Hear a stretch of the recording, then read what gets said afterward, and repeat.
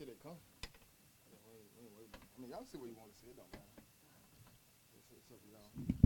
Y'all want to slide? Come through, come on. Good, bro.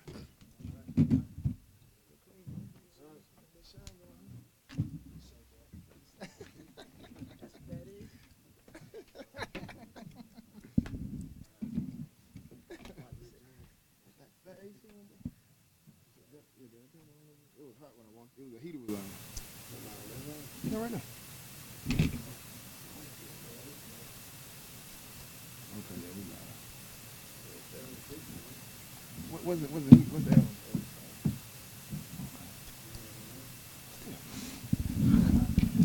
Yeah. Up here, you know the mics, man.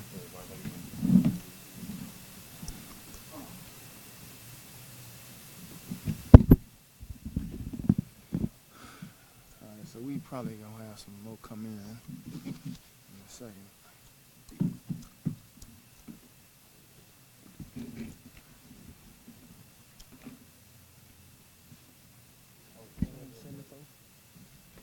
It was good, man. It was touchy.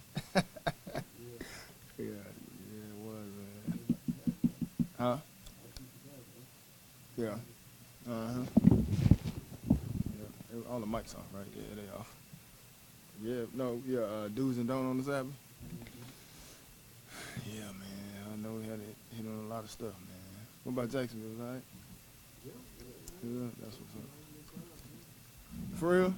Xavier growing, man. Xavier.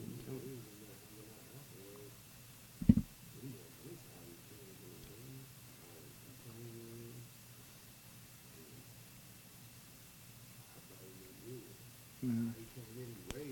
Mm-hmm. Mm-hmm. Mm-hmm.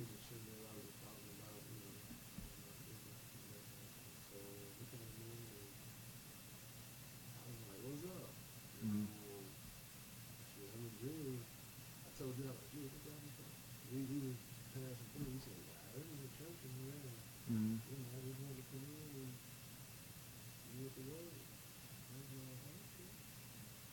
Wow. That's the one you were talking about him and Vince was preaching to him? Yeah, why yeah, that's what's up. It's out of nowhere. It's out of nowhere. Wow.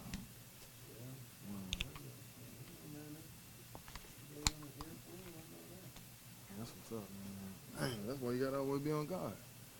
That's why, when I was talking to Tony about, going outside, doing what he do, come back in, you lit. Come on, we're a church, bruh. You know what I'm saying? You never know who gonna come up in. You gotta always be on God. And that right there was a perfect example, right there. Perfect example.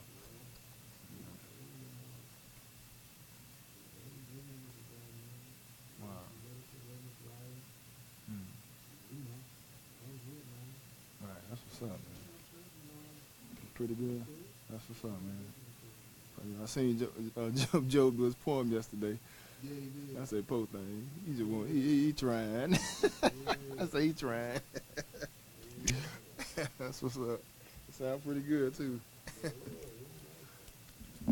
Pretty good, man. You gotta focus, man. You be all right, man. But yeah, let's go and get started. I think we live now, so you can hear us.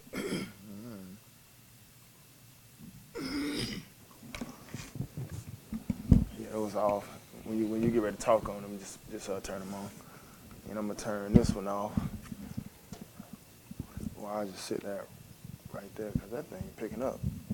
But that's my mic. Let me turn this off right now. We just pass this around. 1, 2 microphone check. All right, let's see something. Can we check bottom of the plain view? All right, one of y'all check that and see. We got a tablecloth too small.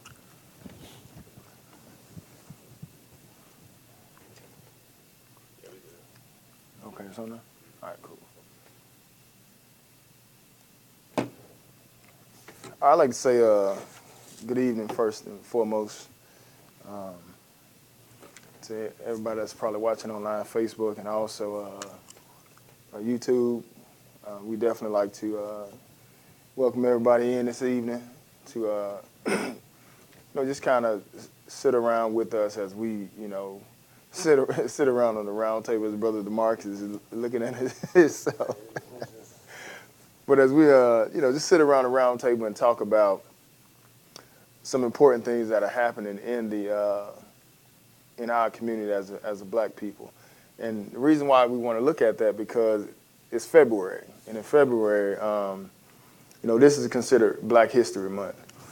If you can, look on the teacher mic and just bring the gain down a little bit on the teacher mic. You know which one, that top knob up there? You'll see where it say teacher. And then just turn the gain down a little bit. 1, 2, 1, 2. Yeah, I think that's a little better. 1, 2. No, you good. Yeah, when you sit up, but when you sit back, you good. Yeah, I think that's a little better. So it is Black History Month, and mainly what we want to do is, just take the opportunity to kind of point out what the real Black history is. So like we don't really get off into, any series or nothing like that because first and foremost, it's already being done. Second off, it's a lot of stuff in the Bible that needs to be covered, and throughout the year we deal with, the history that's in the Bible, and it just so happened that it happens to cover God's people who happen to be black. But when we get to February, Black History Month in America, what happens is you get a lot of different things you might not have known about, different inventions that black people have done tend to pop up. Like I seen yesterday about these two brothers, albino brothers, that were, kidnapped from their parents and put in a circus. And their mother hadn't seen them for over 30-something years, you know what I'm saying? And they just happened to be two black guys that were in the circus. They had different types of talents and stuff like that. And Barnum and Bailey Circus actually used these guys to make money off, like entertainment and stuff like that. So I just found that out yesterday. So around February, you have a lot of different things that come up about black people that we haven't known. However, the most important history of this black man is, it comes from the Bible. And we didn't just come here. We didn't just start existing, I should say, when we came to America off slave ships. We do exist, and we have existed as a people outside of America. And that's what most people are missing in the world today, the real black history. So we like to look at, the black history of the black man, not the African, because these are two different people. What I mean by different people as far as the Negro is concerned, two totally different people. But we like to look at, the black man who the world considers the Negro or the black man. We like to look at that according to the Bible, sometimes during February. So we use this opportunity, when Bible in Plain View comes up. Usually every year we'll have, 4 brothers, do a class, one regarding who the priest is, the color of the Israelites, the curses, I can't remember what the other one is, but that's what we do every year. So this year I want to kind of do a little different so we can kind of involve more people in it. And just actually have a discussion, about an hour and a half, just to kind of point out some things that we see going on in our community and why it's happening like this and, what honestly can be done to make things better. So I have right here with me today, first and foremost, another one of the teachers here in Atlanta, Brother DeMarcus, and then also another one of the teachers here in Atlanta, Brother Joseph, and then we also have our other teacher here in Atlanta, Brother Justin. So these are just a few of the guys, and my name is Brother Nate, and we just have a few of the guys here, maybe some more straggling in later on, but until then, we're going to go ahead and get started. So the first question I wanted to ask is something that's right off the press. We might have just recently, some of us might have recently heard about it. It's the blackface regarding the Gucci sweater. And if you haven't saw it, you probably go online. You can see you'll see a Gentile or a white woman with the sweater on, and it comes up to her face, the bottom of her face. It covers like her nose, and the lip part is cut out, but around the lip, it's actually red. and it looks almost similar to how blackface used to be back in the day.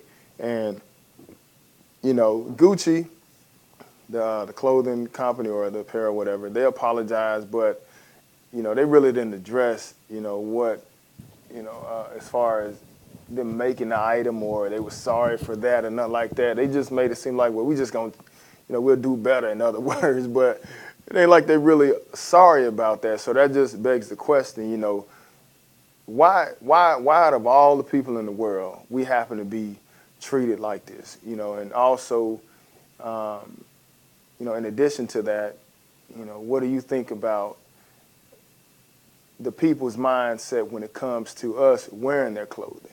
You know what I'm saying? You know, not just with Gucci, but also with Tommy Hilfiger, with Polo and stuff like that. And so that's just one of the questions we have on the table, and who would like to be the first one to give their input on it? I'll go. You go?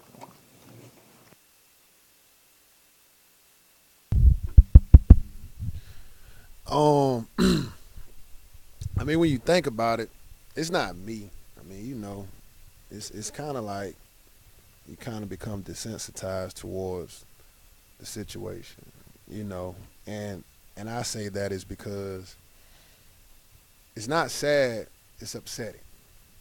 You know, it's upsetting is the fact that, you know, these different, whether it be clothing lines, whether it be owners of NBA teams, owners of NFL teams, whatever the case is, you know, it's us as, you know, the so-called Negro. We always, you know, been mocked. But the reason why I say it's not, you know, surprising is because if we go over here to Deuteronomy 28 real quick, you know, God said something, you know, very key in these curses. And this is how you know that, you know, this Bible is talking about the so-called Negro that came here by way of slave ships. You know, this is how you can truly identify us according to these curses, because, you know, they're being played out right before our eyes. But the one verse I wanted to read was Deuteronomy 28 and verse 37. And I guess, do I read it? Or? I can read it. Okay, you go ahead.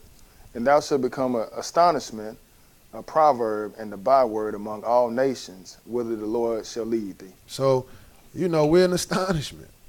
You know, like, Gucci knew what they was doing. Like, they actually, before they put this throughout the stores or before they market it, you know, they go through whoever had the idea to come up with the design. So the president, the owner, whoever, they knew exactly what they was doing. But like I said, desensitized, meaning that they felt that, hey, people was probably just going to accept it and be cool with it because we are already in astonishment. You know, we already a proverb or a byword. So it's kind of like, okay, let's see if anybody say anything about it. And yeah, you have some people speaking up about it, but, you know, the fact of the matter is God is the one that's ultimately doing this to us. And if, you know, we turn from, you know, this world and turn back to God, you know, maybe he'll, you know, take his foot up off of our neck. But, you know, that's that because, you know, it troubles me, and I ain't going to hold the mic too long. But, you know, it troubles me because, you know, I was looking at a post riding back from Jacksonville, and, you know, it almost, you know, brought tears to my eyes. It's because when you look in the 1900s, you know, it was a post that was placed up about what they was doing with the prison system, you know, the prison hustle. You know, whether they would have a woman, a black woman, or a woman of color be mated with a male, a man of color, a black man of color. And they would, you know, apparently they'd have sex, have a child, and that child would be, you know, he would be owned or he'll be a possession of the state. So once that child reached a certain age, then the prison would sell this child off to fund white schools. And like, who would sell them would be the prison. And what they'll do is they'll repossess the child to work them as free labor. And like, to me, you know, that blew my mind. But I look at it as like, man, God ran a number on us, but even he said within himself, they furthered the affliction. It wasn't supposed to go this far with it, but they kind of went overboard with it. So, with this thing with Gucci, like, it's upsetting to me. It's not sad, it's upsetting. It's because, you people know what y'all was doing when y'all put this clothing line out on the market. And y'all felt as if, like, it's already been going on. Like, it's supposed to be accepted. And that's the upsetting part. So, anyhow. What's up, man? And to build on what this brother was talking about, us as a people, we're so double-minded. We're on one moment we're in the Black Power movement, Black Lives Matter, until a black man kills a black man, then it's no snitching at that point. Appreciate it. It's on. All right, cool. Yes, DeMarcus answered the question. I want to answer the other half of Brother Nate's question as far as us wearing the apparel. And us as a people, like, we deem ourselves, we made it. If we can afford the Gucci, the Fendi, the Prada, whatnot. I want to read something in 1 Samuel chapter 8 and verse 5.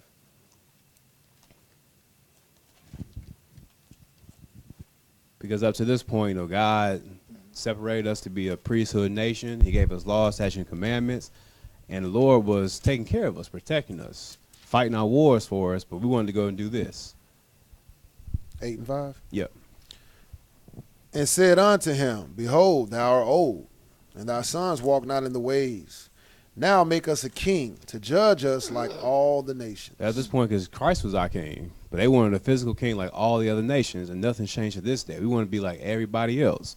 And again, if a black person has a clothing line, we might buy, we might support it, but we'll skip all that.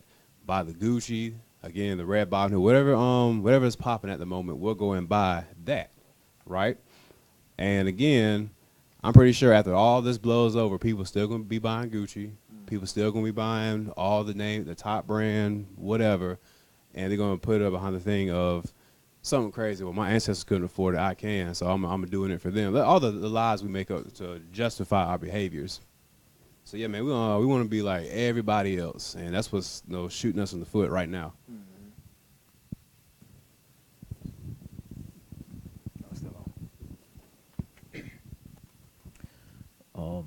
Yeah, well, both of the brothers pretty much hit on the question. I just want to just add my little 2 cents in it. Far as with the blackface, we always been the entertainers, the clowns, from day one. That's just nothing new. It's just they throw it out there maybe like every 30 to 20 years. To let people know, hey, we still running this. You may be at the dinner table, but you're not at the dinner table. Right. You're there, Right. but you're not there. Right. And far as with the clothing, it's like we're following. That's just like when us going back to when Israel wanted a king, Like the brother was saying, hey, we wanted a king just like other nations, but yet we had the real Most High God, So I want to read a scripture, Hosea 4 and 6,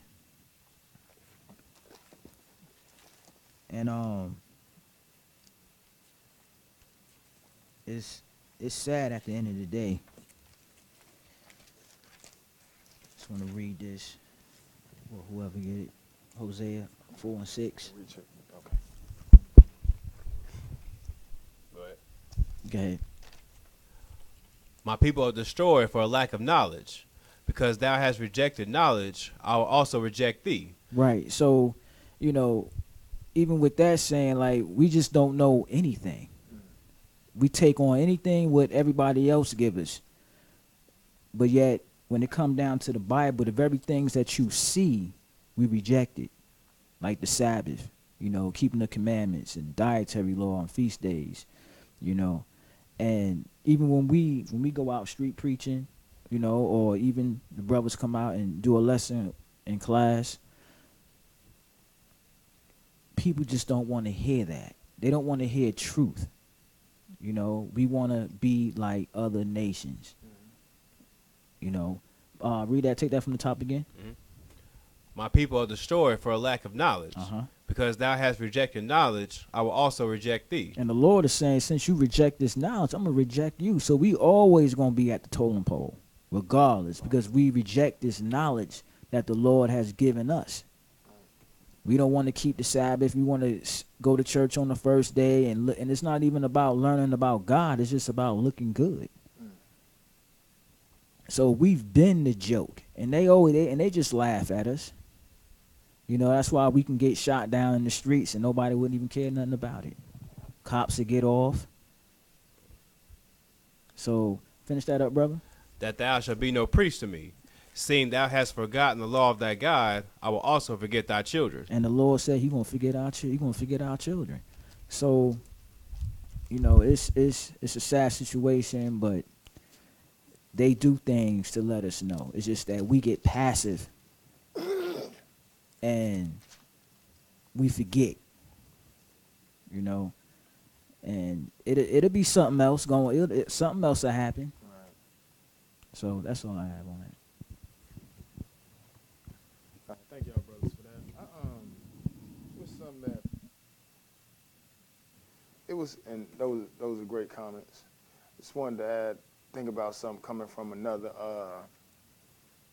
aspect. Another angle, because what we you know, you look at Israel as a people, right? We like to look good. You know what I'm saying? We like to look good. We like to have nice stuff, you know. And it was a few weeks ago, I think I might have told y'all about you know, how I was riding with a guy from Nigeria. You know, he was an actual African, and he was you know, he was talking about how black people, how we, you know, get these big major deals and stuff like that, as far as football and basketball is concerned, and then we blow it, right? And then we blow it on you know, on jewelry and stuff like that. And that's one of the main things he was talking about jewelry. So I asked him, I was like, well, you know, you say you're from Nigeria, right? He's like, yeah. So I was like, you from, you know, you like straight African? And he's like, yeah. So I was like, okay. All right, so since you African, I'm not going to allow you to talk about my people. Because you being an African, your forefathers had a hand in selling us into slavery. You know what I'm saying? And the reason why I did that, reason why I said that, because I just started going in on them, you know what I'm saying, about, you know, who we are and what y'all did to us as far as the Africans are concerned, what they did to us as a people. So I just started going in on them about how can you sit up here and talk about us when your forefathers made money off us. You see what I'm saying? Like Africa became the, you know, Nimrod. I mean, well, the pharaohs. They became rich. Python and Ramses. You know, they got rich off of the backs of our forefathers. And yet and still, you as an African, you're going to sit up here and talk about us wearing jewelry and stuff like that. So that just made me think, you know, as somebody that's been a slave, that's been at the bottom of the totem pole for so long, and you getting beat down, you getting shot, we getting shot like dogs. They treat us like crap. Even our own, we even do it to ourselves. You know what I'm saying? But one of the ways we do kind of make ourselves feel good or feel worthy is to buy nice things. You know what I'm saying? Because you think about it, what else we got? Like, we don't got nothing else. You know what I'm saying? I hear so many people complain. Like, and when I say people, I mean like other nationalities look at us and they just look at like all y'all do is bling. You just like jewelry and stuff like that.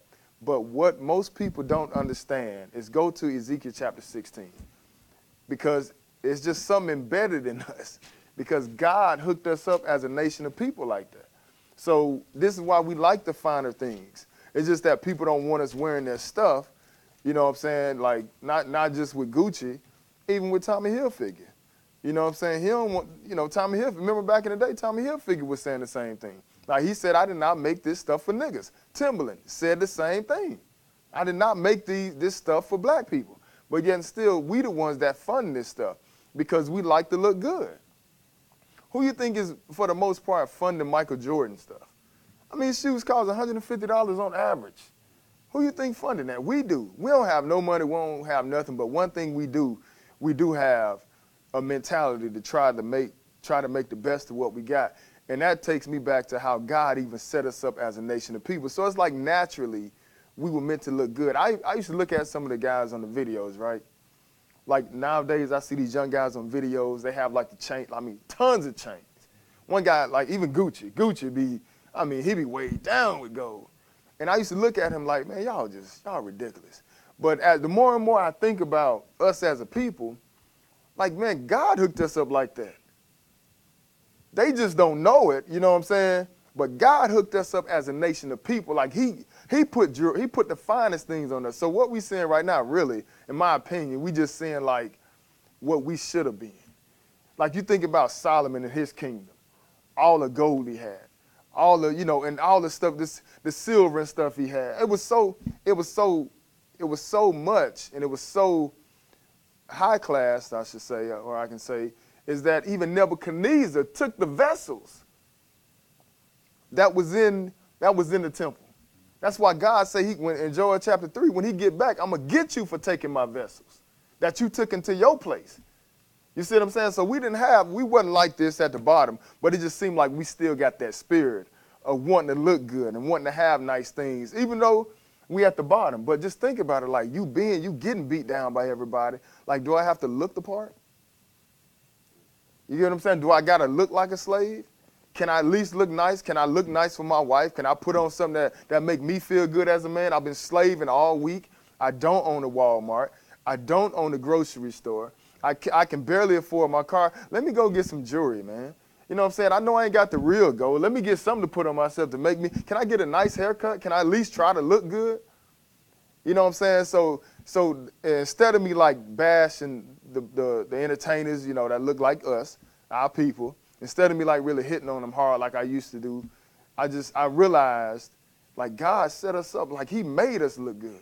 And it's like we still kind of feel that way, because I look at all other nations, like you don't see Africans running around with jewelry all on. You don't see them getting with a mouthful of gold, you know what I'm saying? Like you just see us doing that for the most part as a nation. You know what I'm saying? But it just kind of remind me, it just take me back to how the Lord had set us up. Ezekiel chapter 16, let's just kind of read some things in there, see what the Lord did for us. And we'll go back and forth, man. It don't even matter. Ezekiel chapter 16, and we'll look at, start at verse 1, whoever got it. It don't matter. Again, the word of the Lord came unto me, saying, Son of man, cause Jerusalem to know her abominations, and say, Thus saith the Lord God unto Jerusalem, Thy birth and thy nativity is of the land of Canaan. Okay, so this is just referring to, Israel when they came out of captivity, when they first became, started developing as a nation of people, it was in the land of Canaan. You know what I'm saying? That's what the Lord gave us, and he said thy nativity was the land of Canaan, talking about us being birthed. Not physically, we don't come out of Canaan. He's just talking about where we started to develop as a nation of people. All right, go ahead. Thy father was an Amorite, and thy mother was a Hittite. And as for thy nativity, in the day thou was born, by thy navel was not cut, neither was thou washed in water to supple thee. Thou was not salted at all, nor swaddled at all.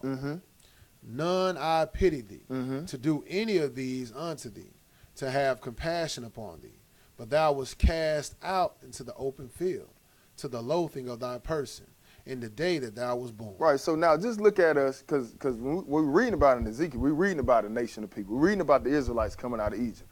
Now just pay attention to what the Lord is saying. This is Jesus talking about what happened, how his people was when he brought them out. We was at the bottom. Ain't nobody want to have nothing to do with us. And you kind of look around like it, today it's the same exact thing. It's like we got thrown into, even though we did the wrong, we out here in this captivity, but it's like people just still treat us like we scum. You know what I'm saying? And it's how it was in Egypt. He was like, listen, ain't nobody have no pity for you. Ain't nobody do the things necessary to clean you up as a baby when you were born, like it's naturally done for a baby when they come out of their mother's womb. Instead of you getting cleaned up and swaddled and wrapped up and all that type of stuff, umbilical cord cut, that didn't happen with y'all. Y'all was just, left to die, really. He said, y'all was thrown out in the field. What else he say in verse 5? None I pity thee, Uh-huh. to do any of these unto thee, Mm-hmm. to have compassion upon thee. Mm-hmm. But thou was cast out in the open field. Notice what he said. Y'all heard the stories about somebody putting their baby in a dumpster in the trash can or something. We think about that like, man, that's bad. You gonna let your child do it? Well, that's what happened to Israel as a nation, though. You know what I'm saying? We just been thrown out there like we're nothing. You see what I'm saying? But, however, God is talking about this relationship with Israel and how he brought them back. So he started fixing them up. So skip down to verse 9 and read that for me. Then washed I thee with water. Uh-huh. Yeah, I thoroughly washed away thy blood from thee, Mm-hmm. and I anointed thee with oil. Okay, so he's saying I cleaned you up as a nation, right? That's what we talking about. He's saying, I got you cleaned up. I washed you with water. I washed you with away thy blood from thee, and I anointed you with oil. So now I done put some anointing on you as a nation of people. You my people. Y'all represent me now. You anointed now. All right, go ahead. I clothed thee also with broidered Uh-huh. with broidered work, Mhm. and shod thee with badger skin, Mm-hmm. and I girded thee about with fine linen. Not with Walmart type stuff. You see what I'm saying? He said, I girded you about with, like in our time, in our day, hey, I put that Gucci on y'all. You know what I'm saying? Hey, y'all had them Louis Vuitton bags. Y'all had stuff we can't, that's probably stuff that we know about, that's in the forefront. It's probably some high class stuff in the background that we can't even touch. You know what I'm saying? But he said, I put fine linen on y'all, and what else?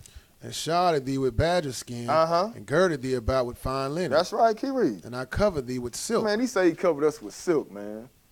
He said he covered us with silk. So, like, you see the mindset of us as a people? Like, you see how he did us, so it just makes sense for us to kind of have this mindset. What he say in verse 11, though? I decked thee also with ornaments. Wait a minute. Now I'm finna put some ornaments on you. I'm finna make it look real good now. You can have on all the fine clothing and stuff, but when you put them ornaments on, you put the earrings on, that jewelry on, them rings and stuff, it bring it out, don't it? He say, so what? He said, I decked thee also with ornaments. Go ahead. And I put bracelets upon thy hands. Uh-huh, keep reading. And a chain on thy neck. So, hey, we do the same thing today, though. Like, just look at the videos. You see brothers covered with chains all on their neck. Not just 2 or 3 of them. We talking about 5 or 6 of them. 7 of them cost money. One of them costs 20 grand. Not glorifying that, but I'm just saying it's like just imagine if we were serving God and we was in his presence all the time. Like he would have us looking fly. He said, I put bracelets upon thy hands and a chain on thy neck, and what else? And I put a jewel on thy forehead. Uh-huh, keep reading. And earrings in thine ears. That's right. And a beautiful crown upon thy head. Oh, man, so y'all look good, boy. This nation look good. What else he did? Thou decked with gold and silver. Oh, he said you was decked with gold and silver. Like, look at the extreme. Look at this, how the world looks at this as extreme. But like I said, lately I've been just kind of looking at these people, these brothers and stuff, and different people I see, that have all this lavish stuff.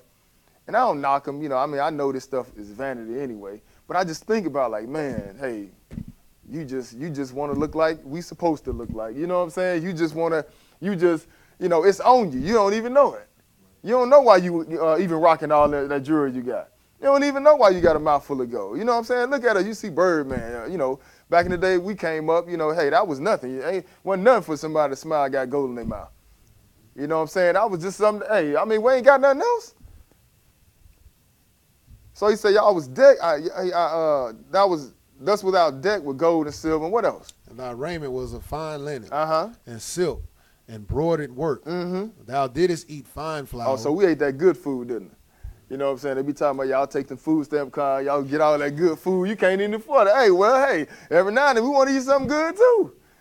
This is where we come from, ain't it? He said, what y'all did eat fine flour, what else? And honey. Uh-huh. And oil. Mhm. And thou was exceeding beautiful. Go ahead. And thou didst prosper into the kingdom. He said, man, y'all did prosper into the kingdom, boy. So we came from nothing to what we blew up into a real nice kingdom because we represent the Lord. Now we're in a bad predicament, but we still kind of want to look good. But let's look at one more thing, one more verse here. It's in Ecclesiastes chapter 5.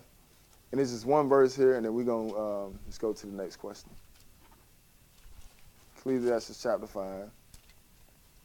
And Deuteronomy 28, verse 48 says about, if you can flip the Deuteronomy 28, 48 for me, Brother Justin. And whoever got Ecclesiastes 5 and 18, just read that for me. Behold, that which I have seen, it is good and calmly for one to eat and to drink. Now notice what Solomon is saying. Notice what Solomon is saying. Now Solomon, we know, was the wisest man in the world. Nobody's been wise as him before or even after. Plus he was a king in Israel. So when it's all said and done, hey, he done touched some of the finer things in life. But he understands that when it's all said and done, hey, it's nothing wrong with this right here. Behold that which I've seen. It is good and comely. Well, it's nice, beautiful for one to eat and to drink and do what? And to enjoy the good of all his labor. So what if I work? You know what I'm saying? I'm working, I get a paycheck, and I want to go buy me a nice outfit. You know what I'm saying? Like, and that's just for people that say, well, you shouldn't be buying that anyway. We can't afford this and stuff like that. But hey, man, like I say, when you at the bottom, you know, you working hard. You know, like for instance, it's certain things. You know, for me, I worked hard all last summer to get a big toy. Y'all know the toy I got. You know what I'm saying? But I damn slaved to death to get it. You see what I'm saying? You know, but at the end of the day, I want to have something I can enjoy. I don't want to just live in this life, man. I can't look back and say, man, I mean, I was a slave. I ain't even get to enjoy the fine. I ain't get to enjoy nothing. You know what I'm saying? So I just kind of think like when I hear some of those statements and how people look like, hey, man, just lighten up. Just let the people enjoy themselves. You know, let them enjoy themselves, man. If that's what they like to make them feel good, because I'm telling you, man, when you getting shot down like dogs, you know what I'm saying, when you scared to leave the house, when you got children, we got sons, and, you know, you scared for your son to even go to the store, you know, you got to sit there and you got to think like, dang, all right, it's, you know, when they get back home, you thinking like, okay, thank you, Lord, he made it back. That's terrible. That's a terrible feeling. It don't make no sense for us to have to feel this way. But even the Lord told us this was going to happen. You know what I'm saying? Like you're going to be one of your life. You're going to be scared. And in the evening, you're going to wish that it was morning. In the morning, you're going to say, oh, would God it was evening. You see what I'm saying? So, you know, if we get to buy something nice, ain't nothing wrong with that, man. It's just that the people don't want us wearing their stuff. Not knowing that, hey, God going to take it all anyway. When he get back, y'all going to be giving it to us for free, just like it was in Egypt. So enjoy your stuff right now. Mock us and stuff like that, but God going to get the last word. You can bet that because he got the last word in Egypt. And we still talking about that. But what it's saying in Deuteronomy 28:48? Therefore shalt thou serve thine enemies, which the Lord shall send against thee, Go ahead. in hunger and in thirst. Now notice what he say. Well, hey, when I send y'all into captivity, you're going to serve your enemies. And what now? What was that first part? And in hunger and in thirst. And hunger and thirst. What else? And in nakedness. And in nakedness. So guess what? We got to get our clothes from them, don't we? But hey, we getting out everything we need. We got to get it from them. We used to have, we don't got it no more. But sometimes we want to get some better looking things. It just so happened that they don't want us to have their stuff. It's all good though. But as far as we're concerned, sometimes we like to look good because originally that's where we come from in the first place. You know what I'm saying? So I just wanted to point that out, man. All right, so let's look at another question here.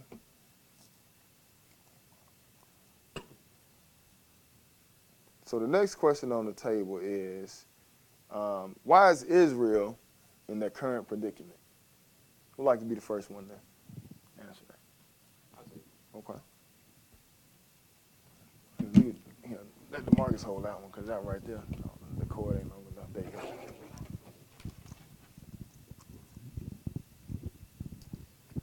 So this, us as a people, when you think about it, man, everything that we're going through at this particular time is our fault. Because, you know, we refuse to turn back to the word of God. Like, flat out refuse.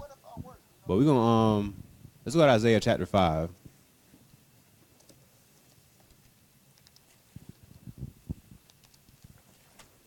We're going to start at verse 1, because we're going to read that the Lord was the one who removed this hedge or this protection from this nation of people. And since then, the world's been allowed to get at us.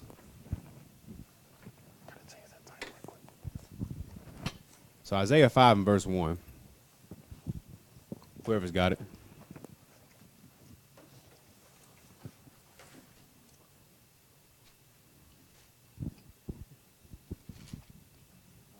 Yep.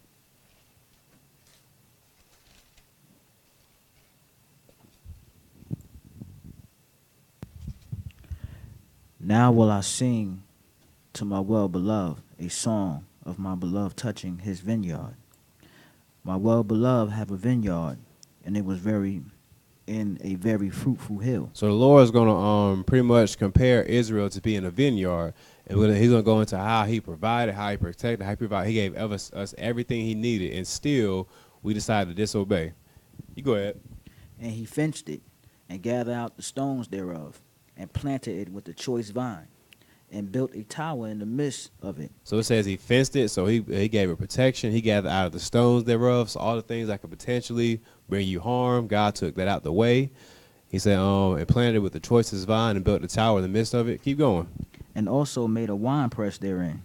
And he looked that it should bring forth grapes, and they brought forth wild grapes. So in other words, God hooked this garden up. Everything that you could possibly need to take care of yourself, it was good.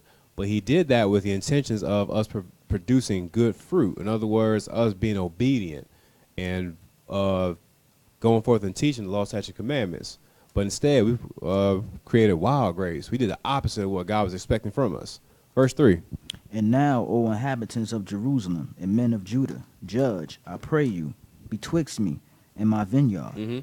What could have been done more to my vineyard? So the Lord's asking the question, so what else? Like, what more could I have done? I gave you everything you possibly needed to survive and sustain yourselves. What more could I have done? Keep going. That I have not done in it. Mm-hmm. Wherefore, when I looked that it should bring forth grapes, brought it forth wild grapes. That's right. And now go to, and will tell you what I will do to my vineyard, and will take away the hedge thereof. So because due to disobedience, I will take away the edge or the protection thereof. And we've seen that throughout the course of history. One example I like to always use, genocide of black people in that particular area. And again, that's a result of God taking that hedge of protection from us. Keep going. And it shall be eaten up, and break down the wall thereof, Mhm. and it shall be trodden down. That's right. And I will lay it waste, and it shall not be pruned, nor digged, but there shall come up berries and thorns, and I will command the clouds that they rain no rain on it. So again, I guess a piece of it, and the brothers will add on to it, is due to our disobedience and our continuous sin, the Lord is the one who removed this hedge of protection around this people, and it's been all hell since. I'll go next. I'd like to go to Amos chapter 3.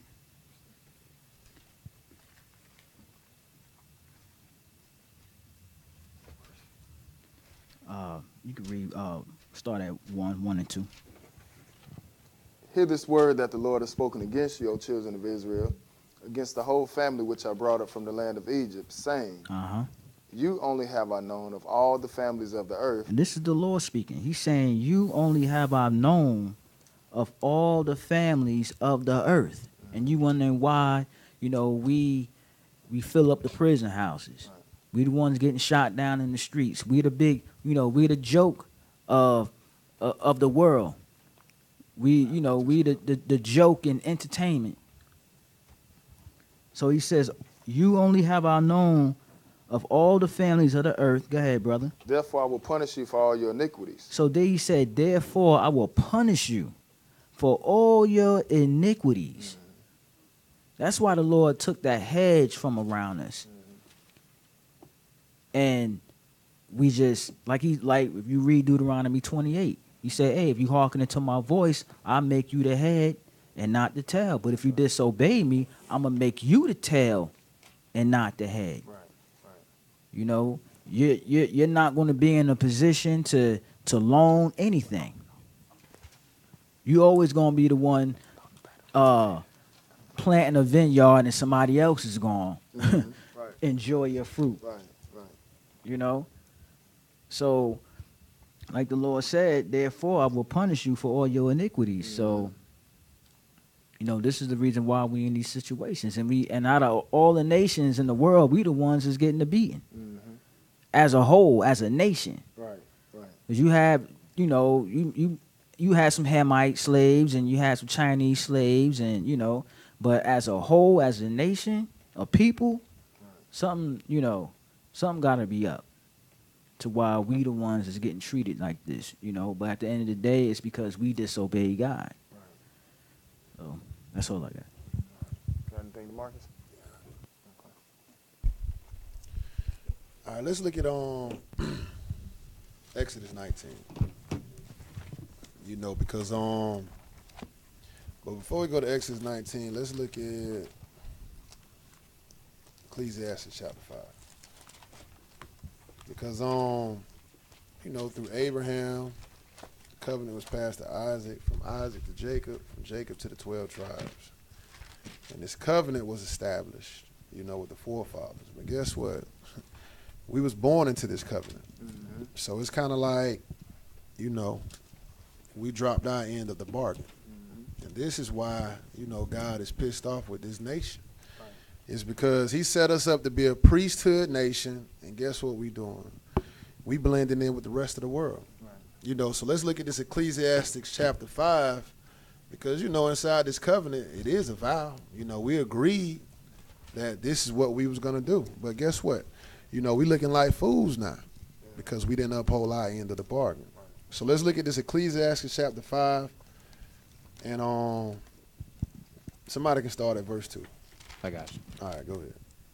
Be not rash with thy mouth, and let not thy heart be hasty to utter anything before God. Go ahead. For God is in heaven, and thou upon earth. Therefore, let thy words be few. So in other words, let your words be few. We're going to look at Exodus 19, how, Israel, they said, hey, all these words, Moses, you don't gave us, we going to do it. Yeah. And after that, they sealed it with blood. So it's kind of like, we was quick, or we was haste with our promises or our vows that we made. So that's what we see in Ecclesiastes chapter 5. It's saying what? Be not rash with thy mouth. But skip down to verse 6 and read that. Suffer not thy mouth to cause thy flesh to sin. Go ahead. Neither say thou before the angel that it was an error. So I say we was born into this covenant is because we supposed to pick up the pieces. Right. Like just because we was born into the covenant, that's it. Nah, we supposed to continue the charge just like it was given in Exodus 19, which is what we're gonna go and read. Right. But we supposed to be teaching the world, like the brother read in Amos chapter 3. Like of all the nations, God only knew Israel. So we're not supposed to be like the world. We set apart from the world. So what we supposed to do? We supposed to be teaching the world how to serve God according to the Bible. Right. But we just like the world. Right. So we see is that it says in verse 6, suffer not thy mouth to cause thy flesh to sin. And that's what we did. We made a promise, or we went into a covenant. We went into a covenant. And guess what? We not upholding our end of the bargain. And so, now sin is upon us. But keep reading, though. Finish that up. Neither say thou before the angel that it was error. Wherefore should God be angry at thy voice and destroy the works of thy hands? You see that? God is destroying the works of our hands. Why we can't prosper in this land? Because God is destroying the works of our hands. Right. Like we supposed to be leading the world, not following the world. So God is the one that's, putting this on us. Because what? Let's go over to Exodus 19 now. Because we turned away from our obligation. And our obligation was to be teaching this word. That's our duty. We supposed to be teaching people how to save themselves from death. That's right. And we not doing that. No, so now, we the laughing stock. That's just what we are. So let's look at this Exodus 19 and pick it up at verse 5. Exodus 19 and 5. When you get it, go ahead and read it, bro. Now therefore, if you obey my voice indeed, and keep my covenant, then you should be a peculiar treasure unto me above all people, for all the earth is mine. You see that? Like God said, all the earth is his. So guess what? You are going to be a peculiar treasure unto God. That's right. Like he set you from all other nations, and he said, you know what? You the one. You the nation that I chose.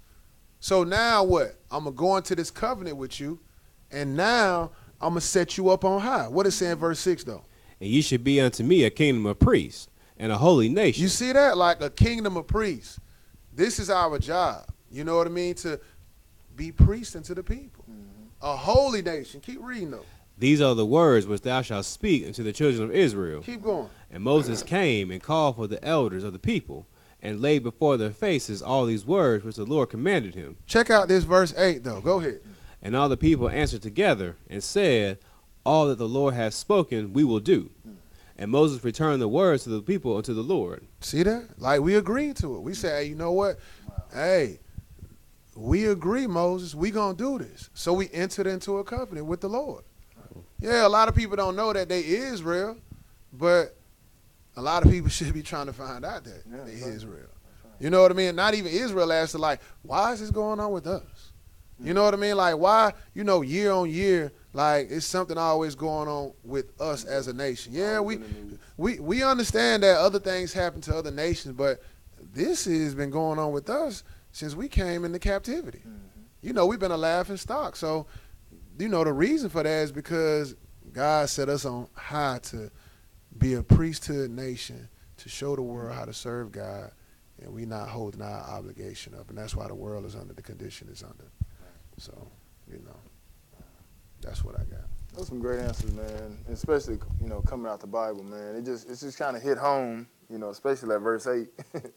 You know, just to think about, you know, all the different things, like, you know, the questions that we should be asking. Like, we don't want to ask the question, from Hosea to what Justin was mentioning, what DeMarcus was mentioning. Like, you know, it's things in the Bible, but do we want to ask these questions? Like, do we want to look at the Bible as, yeah, go ahead. Yeah, I should have grabbed. I'm sorry. No, I got one. Thank you. Excuse me, y'all. Do we want to look at the Bible as a source of our punishment? You know what I'm saying? Like, we look at the Bible as a source of miracles and blessings and stuff like that, and morals and values, you know, setting up a family, husband and wife, how to love your neighbor and stuff like that. You know, but when it comes to, you know, the condition that we in as a people, we just don't want to look in the Bible. We don't want to believe that the Bible actually, you know, says this about us. So when we go to bring it up, that the reason why we're going through this type of stuff, the reason why we're getting beat down is because we disobeyed God as a nation of people. Nobody wants to receive that as far as the world is concerned, especially black people. You know, especially, you know, African Americans or just Negroes in general. We don't want to receive that the Bible is telling us of our condition. You know, but this is the only way we're going to be able to find out why we're in the predicament we're in and be able to get up out of this. You know, the predicament we're in is because we disobeyed God. So look at Isaiah chapter 1 right quick. We had you know, like DeMarcus brought out, listen, we had a covenant. We made a covenant with God. We decided to, you know, break our end of the deal. But the only thing with this is that when we broke the covenant with God, saying that we was, you know, we was going to be a priest nation and be that example to everybody else, you know, like he brought in Amos chapter 3, he didn't show his word to nobody else. He only gave to Israel, you know what I'm saying? Have I known all the families of the earth, he only known us, right? Well, when we broke our end of the deal, guess what? We couldn't run from it, though. Like, we broke the deal, and God is just beating. It's not like with a man. If you make an agreement with a man, you know, as far as like our customs are in this world, if we make an agreement, you know, and somebody breaks it, somebody, you know, reneges on the deal, for the most part, listen, there's a way to handle it. You go to court, you get your money off of it or whatever, or you just walk away from the deal, let bygones be bygones, right? Well, it don't work that way with God. We made a covenant with God, you know what I'm saying? Like he read in Exodus chapter 19, verse 8, around verse 6, 7, all the words you have said, will we do and be obedient. I think around Exodus 24, it says that also. But guess what, though? We broke out into the deal. So instead of God letting us go and saying, okay, it's cool, you know what I'm saying? I hollered at another nation of people and set them up. He just beating us. He continuously beating us. So why is it that every year, like you said, matter of fact, we always in the news. Just pay attention to that. We're always in the news. Whether for good or for bad, 90% of the time it's for bad. But we always in the news. And it ain't too much for good. But it's always something with us as a people. But Isaiah chapter 1, let's look at something right quick. Isaiah chapter 1, and pick this up at verse Start at verse 1 for me, please. Isaiah 1 and verse 1. The vision of Isaiah the son of Amos, which he saw concerning Judah and Jerusalem. In the day, So Judah and Jerusalem, that, you know, this would be after they split, one part of the kingdom that the Lord named would be like the 9 tribes. He called them the Jerusalem. The other 3 tribes, which would be considered the south, you know, the 12 tribes, he called them Judah. But it consists of Levi, Judah, and Benjamin. Go ahead and read. which concerning Judah and Jerusalem in the days of Uzziah, Jotham, Ahaz, and Hezekiah, kings of Judah. Hear, O heavens, and give ear, O earth, for the Lord hath spoken. I have nourished and brought up children, and they have rebelled against me. But we read about that in Ezekiel, didn't we? You know, Lord say, hey, he told us how he put us back together, how he cleaned us up, fixed us up, you know what I'm saying, put some jewelry on us, made us look good, didn't he? And he said, I nourished you. I nourished up these children, and guess what they did? They rebelled against me. So just think about this, because you can't ignore this too much longer. You know what I'm saying? And one reason you can't ignore this, I don't care how much you go to Sunday church, it don't matter. When it's all said and done, you're going to have to turn to God. And you're going to have to pay attention to what we're saying, because we're starting to wake up all over the world. So you can try to avoid it as much as you can, but the more and more we get ready for the Lord to come back, the more and more it's going to start making more and more sense. But just think about it. Like he says here, I brought up children, they rebelled against me, right? If you got a son in your house, you got a daughter in your house, she start bucking when she get like 18 or 19. You know what I'm saying? Start tearing the house up. How long she going to be able to stay in that house? How long he going to be able to stay in the house? You know, after some time, you're going to try to work with him. You might have to call the police out, you know what I'm saying, to kind of settle some issues. Then after a while, you know what, you got to get your own place. You got to get out of here. You ain't finna be disrespecting me in my house. Well, guess what? That's what we did as a people. We was disrespecting God, in his own house. And what I mean by that is, listen, the Lord gave us Jerusalem. The Lord gave us the land of Israel. That's a holy land. And we are holy people. However, if we inside the land, cutting the food, worshiping the other gods, you know what I'm saying, breaking all types of laws, statutes, and commandments, guess what he did? He kicked us out the house. So therefore, by us getting kicked out of the house, guess where we are now? We got scattered throughout the whole world in worldwide captivity. America is not your home. I know you like Kansas. I know you might like Florida. I know you might like Tennessee and New York and all that. But listen, that ain't your home. Your home is actually Israel. That's the real black history. But we disobeyed God and we got scattered in the worldwide captivity. He told you that in Deuteronomy chapter 28. But how long we going to keep ignoring this? See, we looking for answers, in the wrong place. We trying to go to churches to get it. You know, we trying to go to preachers. We want them to tell us it's going to be our season next month. It's going to be our season next year. It's always been our season. You ain't never got nothing. The preacher the one keep getting stuff. When your season really coming around? Listen, that's all smoke and mirrors. What we have to do as people is turn back to God, because we done rebelled against God. But what he's saying in verse 3 though, brother? The ox knoweth his owner. Right, so he said the ox know his owner. Talking about, a very stubborn animal. He even know his owner though, right? What else he say? In the ass his master's crib. We got a dumb animal, right? He's saying the ass is, so the ox know his owner. He know who his owner is. Then he say the ass, talking about the donkey, he know how to find his master's house. Let him get lost. He know where his master's crib is. What he say, brother? But Israel doeth not know. But Israel, on the other hand, my people Israel, they don't even know. They don't even have a clue who they are. What he say? My people doeth not and consider. They don't even consider it. They don't even take in the heart that you may be possibly the children of God. And this is why we catching all this here. We ain't even looking at this. We taking what everybody else give us. We beat you down, bring you. You came over as slave. Just think about it. Why they didn't want you read? Why they didn't want us reading the book when we came here? This is not an attempt to beat up anybody else, any other nationality of people. What this is about, to make us start waking up and turn back to God, because it's our job to preach the gospel to the whole world. And the only way we're going to get this done, we got to turn back to God. But you got to start asking yourself, like, look, what are we doing wrong? Stop turning the blind eye. You know what I'm saying? Just because you have some Israelites that cuss white people out, that treat them bad and stuff like that, and say only Israel can be saved, that don't mean all of us believe that. Listen, we read the Bible, we live according to the Bible, and it just so happened that our history is inside the Bible. Some people ain't gonna like it, but just think about why they wouldn't let us read when we came over here off slave ships. They didn't care about you reading history books. They didn't want you reading this Bible. Why though? Because this is where you are. And just think about it. You're allowed to read this book today, right? But your preacher tell you, don't read the Old Testament. Why is he saying that? Why your preacher don't want you reading the Old Testament? Because mainly all our history is lined up in the Old Testament. Tells you completely about this people, what happened to them, why it happened to them, and when the Lord going to get us out of this. It even goes into prophecy also in the New Testament. But the thing is, the majority of what the Israelites was dealing with, Jesus himself, when he came in the flesh, he was dealing with the Old Testament.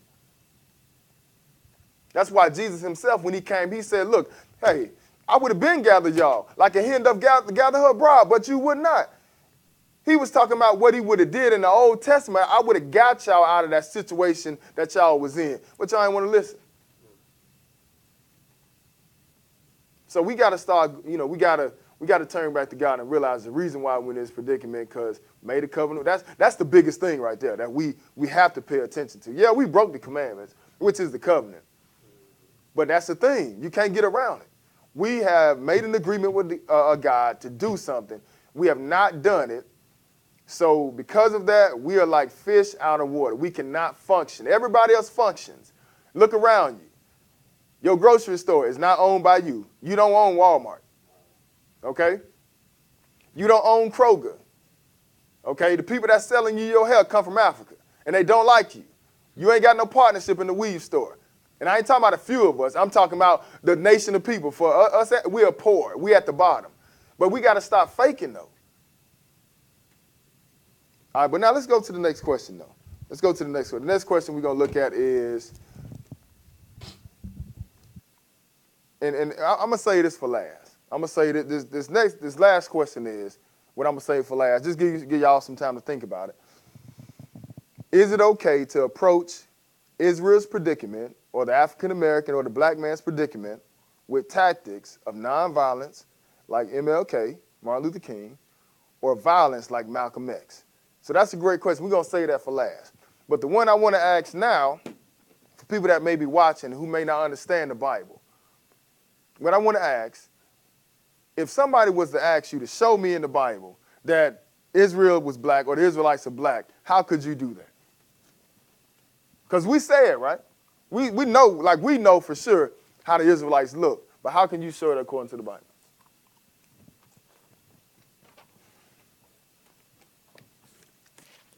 And then after that, we got the last question. We'll be done.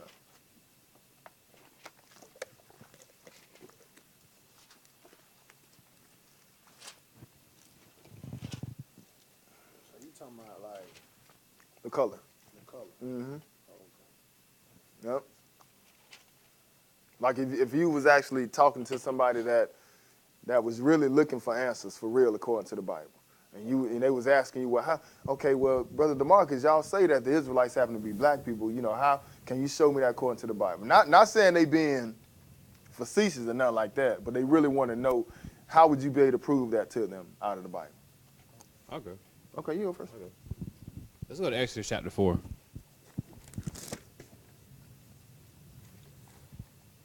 Myself, I haven't seen the Ten Commandments movie to my knowledge, but of course, they Europeanized it from what I've heard, and they happen to skip this scene. So let's start at verse 1, because now God has called Moses to go deliver his people, and he's pretty much prepping Moses. 4-1. Yeah, 4-1. And Moses answered and said, but behold, they will not believe me, nor hearken unto my voice. For they will say, the Lord have not appeared unto thee. Mm-hmm. And the Lord said unto him, what is that in thy hand? And he said, a rod. So now Moses saying, man, if I go to these people, they ain't going to listen to me. So the Lord's going to start prepping him with signs and miracles. Keep going. And he said, cast it on the ground. And he cast it on the ground, and became a serpent. And Moses fled from before it. So the first thing the Lord did, turned Moses' rod into a serpent. Verse 4. And the Lord said unto Moses, put forth thy hand, and take it by the tail, and put forth his hand, and caught it, and it became a rod in his hand. Mm-hmm. And that they may believe that the Lord God of their fathers, the God of Abraham, the God of Isaac, and the God of Jacob, had appeared unto thee. Uh-huh.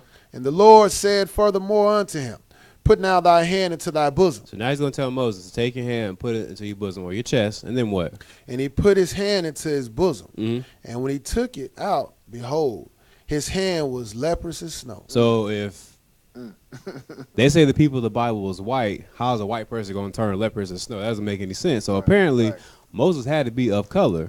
And then most people are knowledgeable of the ancient Egyptians, how they were a black people.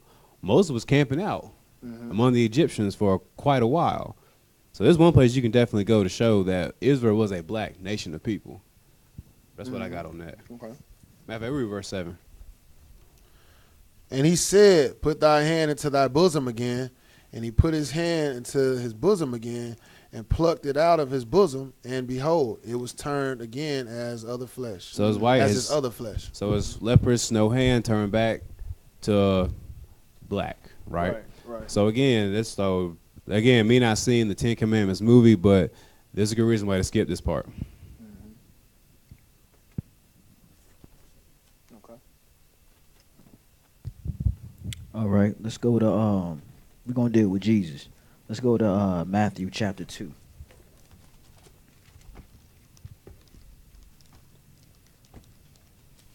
Matthew chapter 2. We're gonna pick this up at verse 1. Ready? Yes, sir. Now when Jesus was born in Bethlehem of Judea, in the days of Herod the king, behold, there came wise men from the east to Jerusalem, saying, where is he that is born king of the Jews? So they asked, the wise men asked, where is he that was what? King of the Jews. So, Jesus was the king of the Jews. But Jesus was also, he was a Jew.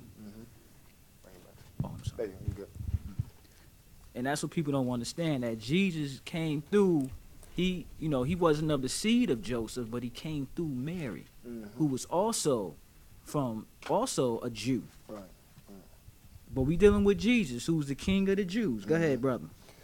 For we have seen his star in the east, and are come to worship him. Now let's skip down to verse 13, because Herod he was the king at this point. Herod, he was an Edomite, and he caught a whiff of this supposed to be a child that was born, and he was supposed to be king. Now we all know there's only supposed to be one king, so Herod caught whiff of this, and he went looking for the child. But we're gonna jump down this. You can read this on your own, but we're gonna skip down, get cut to the chase, verse 13. And when you get it, my brother, go ahead. And when they were departed, behold, the angel of the Lord appeared to Joseph in a dream, saying, arise, and take the young child and his mother, and flee into Egypt. Now, why would he flee to Egypt? So Jesus had to been, who was a Jew, had to been a black man. Right. Now we can't get it twisted with the movies we see today, like the brother was saying. Because according to that, according to these movies, they have everybody white. Right. They have like 5 dark-skinned brothers, but the whole cast would be white. But we don't understand that. The whole Egypt white, but you got 5 black brothers. Right. But it's a reason why he told the angel told Joseph to take the child and flee to Egypt, because the Egyptians were black people. So if you take the child to Egypt, he'll blend in with the people, because Jesus was black. Right, exactly. So it says, and when they were departed, behold, the angel of the Lord appeared to Joseph in a dream, saying, arise and take the young child and his mother and flee to Egypt. Go ahead, brother. And be thou there until I bring thee word, for Herod would seek the young child to destroy him. Right, because Herod was coming to destroy the child. But as we can see here, Jesus was black. So if Jesus, who was a Jew, was black, then the children of Israel, which Jew is just a child that comes from out of Israel, that's one of the children of the 12 tribes of Israel, was a black man. Right. And jump down to verse 19. But when Herod was dead, behold, an angel of the Lord appeared in a dream to Joseph in Egypt, Go ahead. saying, Arise and take the young child and his mother, and go into the land of Israel, for they are dead which sought the young child's life. Wow. So here we have it where even the angel came to Joseph again, told, hey, Herod is dead. Go ahead and take the child, go back to Israel. But Jesus had to been a black man if he gonna hide out in Israel. He couldn't be white because he'd stick out like a sore thumb. Right. Here this white child around a whole bunch of black people. That don't make any sense. So that's my my answer on that. Got something, Marcus? Yeah. I go a few places. Yeah, of course. All right, cool. All right, let's go to Genesis chapter 50. Yeah. Same spirit. I'm going to it. Where you going next? Nah, I'm gonna start in Genesis 50, and I'm gonna go to John 1, and then I'm gonna go to Revelation. What verse in Genesis 50? We're gonna start at. We'll start at verse 1, and then we'll skip around. Okay. And Joseph fell upon his father's face and wept upon him and kissed him. Mm-hmm. And Joseph commanded his servants, the physicians, to embalm his father, and the physicians embalmed Israel. So this is Joseph burying his father Jacob. Mm-hmm. And just like, the brothers was touching on far as in Egypt, yes, I seen the movie 10 Commandments. I didn't see the whole thing, but for the most part, they have the Egyptians looking as a painted, toned, dark-skinned people. But even when you look at history and you look at maps, we do know that Egypt was a black nation. Right.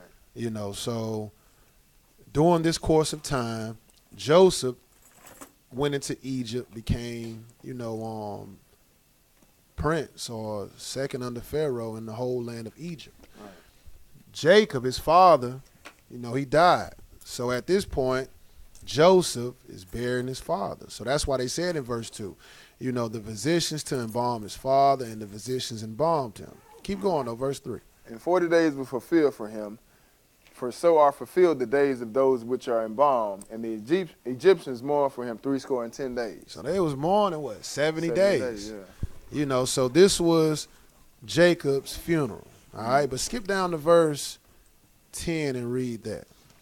And they came to the threshing floor of Atad, which is beyond Jordan, and there they mourned with a great and very sore lamentation. And he made a mourning for his father 7 days. So they still mourning. So they don't came to a location, Atad, which is beyond Jordan. They were still, mourning over the death of Jacob. Keep going, verse 11. And when the inhabitants of the land, the Canaanites, saw the mourning in the floor of Atad, they said, "This is a grievous mourning to the Egyptians." Mm-hmm. Wherefore the name of it was called Abel Mizraim, which is beyond Jordan. So we have Canaanites in the land, and they looking at the mourning taking place, and guess what? They thought these people were Egyptians. Right. They thought that Joseph and his family were Egyptians. Why is that? Because it was a black nation of people. It's easy to get like we clearly have to say is that color don't matter. Color does matter, but God is looking at nations. Because when you look at Ham and you look at Shem, some of us have the same color complex.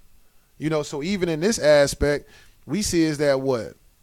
The Hebrews, they was mistaken for Egyptians, during the day that they was mourning for Jacob. But let's go over to John chapter 1 real quick. Before we go to John 1? Before we go to John 1, let's go to Revelation. Okay. Revelation chapter 2. I'm not mistaken. No, Revelation chapter 1. 14. Mm-hmm. Okay. Yep.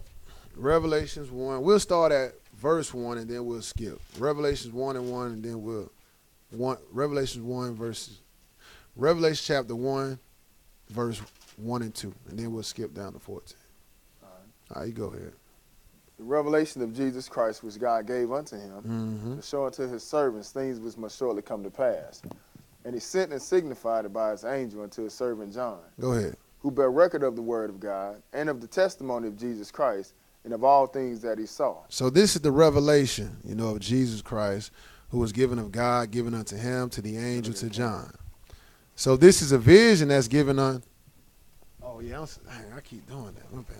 This is a vision given unto John, right? So skip down to verse 14, and let's look at the vision, or the description that John, he saw. So let's look at verse 14. Go ahead. His head and his hairs were white like wool, as white as snow. Go ahead. And his eyes were as a flame of fire. Keep going. And his feet like unto fine brass, as if they burned in a furnace. So his feet. So his feet and his hands ain't gonna be two different colors. Right. Like, nah, if his feet look like, it says what? It says brass, as if they were burned in a furnace. Right. That means his hands look the same as that color. So his chest isn't going to be a different color of his hands. Right. That means his whole body is of the same color like brass burnt in the furnace. But it also said in 14, his hair was like wool.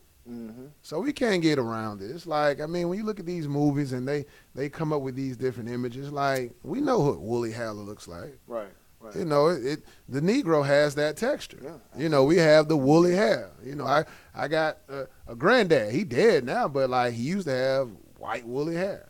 Right. I know brothers that's older now that got white woolly hair. Right. So we know who makes up that texture, not the images that the movie industry depicts. But let's go over here to John chapter 1 real quick. Right. Before we move forward to Marcus, on that right there, some people like to say, oh, see, I got you.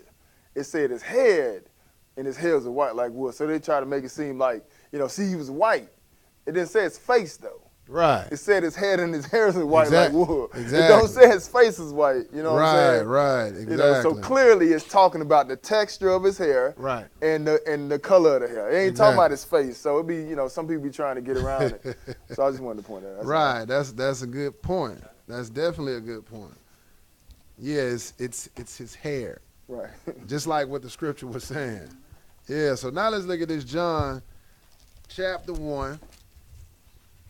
And we're going to read one verse. 1 and 47. Go ahead.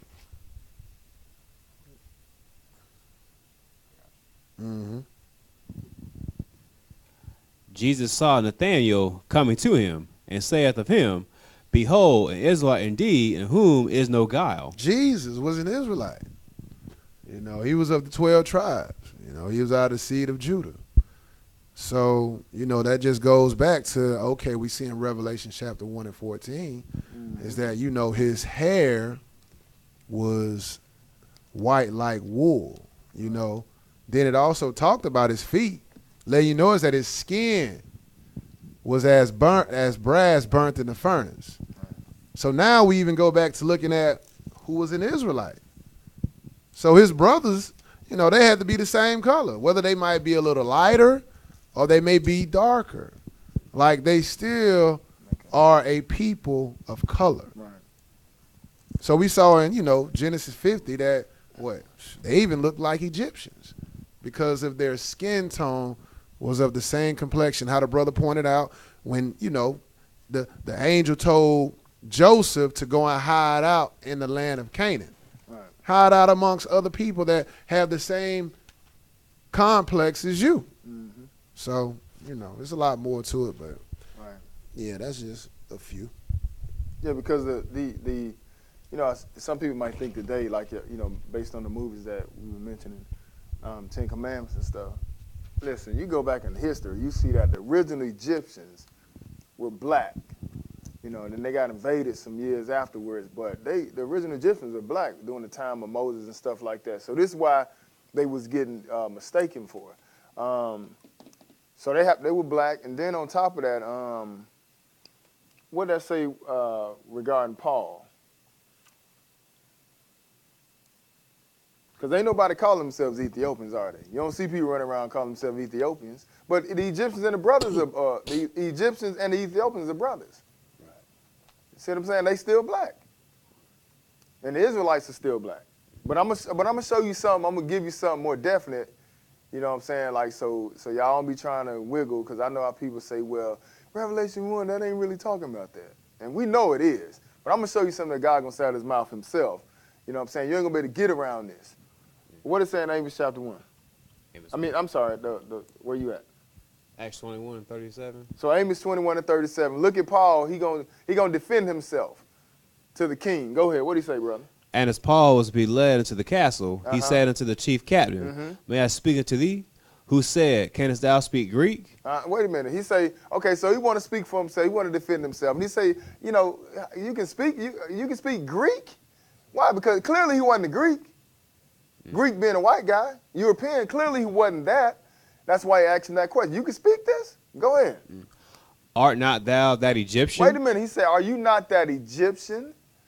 You know what I'm saying? So Paul got mistaken for an Egyptian. But what did Paul say, bro? Which before these days made us an uproar and led us. Because he was going through killing Israel. When they, once Jesus came on the scene, the Israelites started believing in Jesus. And then Paul started going through killing them for proclaiming Jesus. So now that he's defending himself, and they say, hey, you that one that made an uproar. Go ahead and read. And led us out into the wilderness, 4,000 men that were murderers. Yeah, because Paul was he was popular. You know what I'm saying? He had 4,000 men going out to get these people that believed in Jesus. But keep reading, brother. But Paul said, I am a man which am a Jew of Tarsus. But notice what Paul said. He said, I'm a Jew. So clearly Jews and Egyptians look alike, right? Mm-hmm. He said, I am a Jew. I'm not an Egyptian. And that's just like us today. We got black skin like Egyptians. We have black skin like Africans, but we not the same people, though. And that's what people like mix up. See, we want to go back to the motherland so bad, wearing dashikis, dashikis in red and green and yellow and stuff like that, like we attached to Africa. Nah, we from Israel. We are the Israelites. We are the real Jews. And Paul himself, he wasn't a Jew from the tribe of Judah. He was a Benjamite. But he was considered a Jew because that's where they had lumped us. They lumped us all into that category. But go ahead and read. What else? A city in Sicilia, a citizen of no mean city. Now that's good on that. Look at Acts chapter 13. Let's look at Acts chapter 13. Then we're going to go to the Old Testament. Then we're going to open up for the last question. Acts chapter 13. And we thank y'all for tuning in. I thought, we just thought this would be very important for us to, kind of sit down and discuss this month. You know what I'm saying? If we could take advantage of it. Like the Bible say, be instant in season and out of season. So I guess this is the season of Black history, which, year round, it's all about Black history because that's what the Bible is about. And the Lord has this world set up around this Negro. Most people don't want to admit that, but hey, just think about it. Why you think you got 12 months in a year for the most part on average? Why you think you got 12 disciples? You know what I'm saying? Even Moses did. Think about that. Why you think it's going to be 12 pearly gates? Why you think it's 12 tribes of Israel? You know what I'm saying? Why you think it's 12 months in a year? Didn't I say that already? Yeah, I said it already. 12 hours in the day, 12 hours in the night. Think about that. Everything is set up around this black man, the African American, or because we ain't just get scattered in America. We got scattered all over the world. But the Lord got everything set up around this man, this black guy. You know what I'm saying? And the world, for the most part, is pushing us down. But guess what, though? He said Israel is the apple of his eye. And don't hurt the apple of his eye. That's why when he get back, he's going to tear this whole world up. See, it's coming to an end now. Like, listen, even if you ain't in the Bible dealing with the word, you know something is going down. You know that this ain't right. You can feel it in you because, hey, God got the spirit in every man. But Acts chapter 13, let's see what they're going to call these different disciples. What is Acts 13 and verse 1?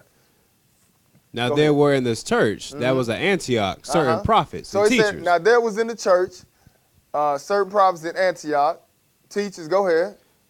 As Barnabas and Simeon, that was called Niger. Wait a minute. So he said, now there were in the church, when Acts 13 verse 1, now there were in the church that was at Antioch certain prophets and teachers, as Barnabas and Simeon, that was called what? Niger. Niger. So that's a Latin word, that means black. Nowadays in America, it's just called nigger. You understand? It still means black. But why are these disciples niggers? Help me to understand that. If they white, why are they calling them niggers? You understand? Because the Israelites are black. But we can prove this out the Bible. See, it ain't that color is color matters. Anybody can get salvation. However, though, it just so happened that God's chosen people happen to be black. And we got to stop denying it. Go to Amos chapter 3, and then we're going to go look at this 1 Samuel 23, and then we're going to wrap it up at Songs of Solomon. Amos chapter 3, and I think it's verse 7. If whoever get there, just read that for me, because it's taking me some time. Yeah, okay, here we go. Amos 3, and verse 7. All right, go and read that for me, please. Surely the Lord God will do nothing, but he revealeth his secret unto his servants, the prophets. Okay, so that's what the Lord do. He revealed his secrets to his servants, the prophets, right? So like different books in the Bible, different prophecies and stuff like that, the Lord, the Lord revealed that stuff, but he speaking through the mouth of his prophets. That's what we have to understand. Isaiah didn't make this stuff up. You know what I'm saying? 1 Samuel didn't make up this stuff. 1 Samuel, the first 5 books of Moses, they didn't make this up. Daniel didn't make up this stuff that you see in the book of Daniel. In the book of Amos, like, hey, these guys didn't make this stuff up. They were inspired by God. And they had this stuff written down in the book. But it was God actually speaking through them. Even with David, the one that wrote the book of Psalms, guess what? He didn't think of this stuff. Like, he wasn't just making this stuff up himself. The Lord was speaking through the mouth of David. So let's go to 1 Samuel chapter 23 right quick and prove that. Let's see here. It says, what are the differences between black Hebrews versus just Hebrew? Which is correct? It's just Hebrew, sister. It just so happened that the Hebrews happen to be black. And then what you have in the world we live in today, in order for people to try to keep that persona that these people over in Israel today are Hebrews or Jews, when we wake up saying that we Israelites or the real Hebrews, they try to attach and say, well, these are black Hebrews, as if there's another faction to the Hebrew people anyway. Now, Hebrews are black, period, so there's no need for the label in front of them. Like when you look at an Italian, automatically you know what color they are, right? So you don't have to put on that white Italian. You know what I'm saying? You might have, just like I say, for the most part across the board, an Italian is white. So we don't have to do that. So likewise with the Israelite or the Hebrew, hey, they're black. And what the world is trying to do is just save face and make it seem like, oh, yeah, we can all live together. We all the same. We just got black Hebrews over here. We got white Hebrews over here. That's a lie. It's only one color when it comes to the Hebrews. They've always been black. And when the Lord get back, they still going to be black. And on top of that, when the Lord cracked them clouds, guess what color that Hebrew is? He's black. He looked just like the nigga that's been getting trodden down, that's been getting shot by the police, that's been getting beaten down. Our own brother been killing them. Because keep in mind, we had Jesus killed. So this ain't nothing new. We always been killing each other. But he looked just like us. The one that the whole world is rejecting. The sad part about it is, the Lord even told the woman at the well, the Samaritan woman who was not an Israelite, when it came to salvation, he told her, you worship, not what. In other words, she was like, yeah, I understand what you're saying, Jesus. Our fathers worshiped in this mountain. That's John 4:22. Go look at it on your own time. But the Lord told her, listen, you don't know what you're talking about. You just want to cut to the chase. Let her know you don't know what you're doing. We know what we're doing. We know what we worship, for salvation is of the Jew. So if you want to get salvation, that very black man that the world is looking down on, guess what? He got the salvation in your hand. Why you think Peter and Paul was out there preaching to the Gentiles? Why the Lord didn't just give it to them? Because that's out of order. He gave it to the Israelites, and it's their job to give it to the world. So there is no black Hebrew or white Hebrew. It's just Hebrews. That's it. All right? So now let's go look a little further. Let's go, what I said, 1 Samuel, is it 1 Samuel 23? Verse 2? Yeah, I think it's verse 2, I think. 1 Samuel 23. So we saw in Amos, right? The Lord God, he won't do nothing, right? But he revealed his secrets to his servants, the prophets, right? So check out what the Lord doing here. 1 Samuel chapter 23, I think it's verse 2. Read that for me, brother Justin, please. Whoever got it, it don't matter. Therefore David inquired of the Lord, saying, shall I go and smite the Philistines? And the Lord said unto David, go and smite the Philistines and save Keilah. Hold on one second. I think it's 2 Samuel. Give me 1 second, y'all. I think it's 2 Samuel. It's one of these Samuels. 2 Samuel 23. My bad. 2 Samuel 23. Because now we're going to get down to what the real color is. Like we, you know what I'm saying? Like we gonna, not real color, because they black anyway. You know, Israelites are black, Jesus black, but we gonna get down to Jesus actually gonna tell you out of his, said out of his mouth. Now we just showed you that in Amos chapter 3, that the Lord said he don't do nothing, he revealed his secrets to his servants, the prophets. So all these different books, like I just mentioned, you know, like even the book of Samuel, you know, first 5 books of Moses, Joshua. You know, the Lord speaking through these guys' mouth, and they having this stuff written down. That's how the Lord communicate with man, through words, like we communicate through words. You go to school, you read all these books.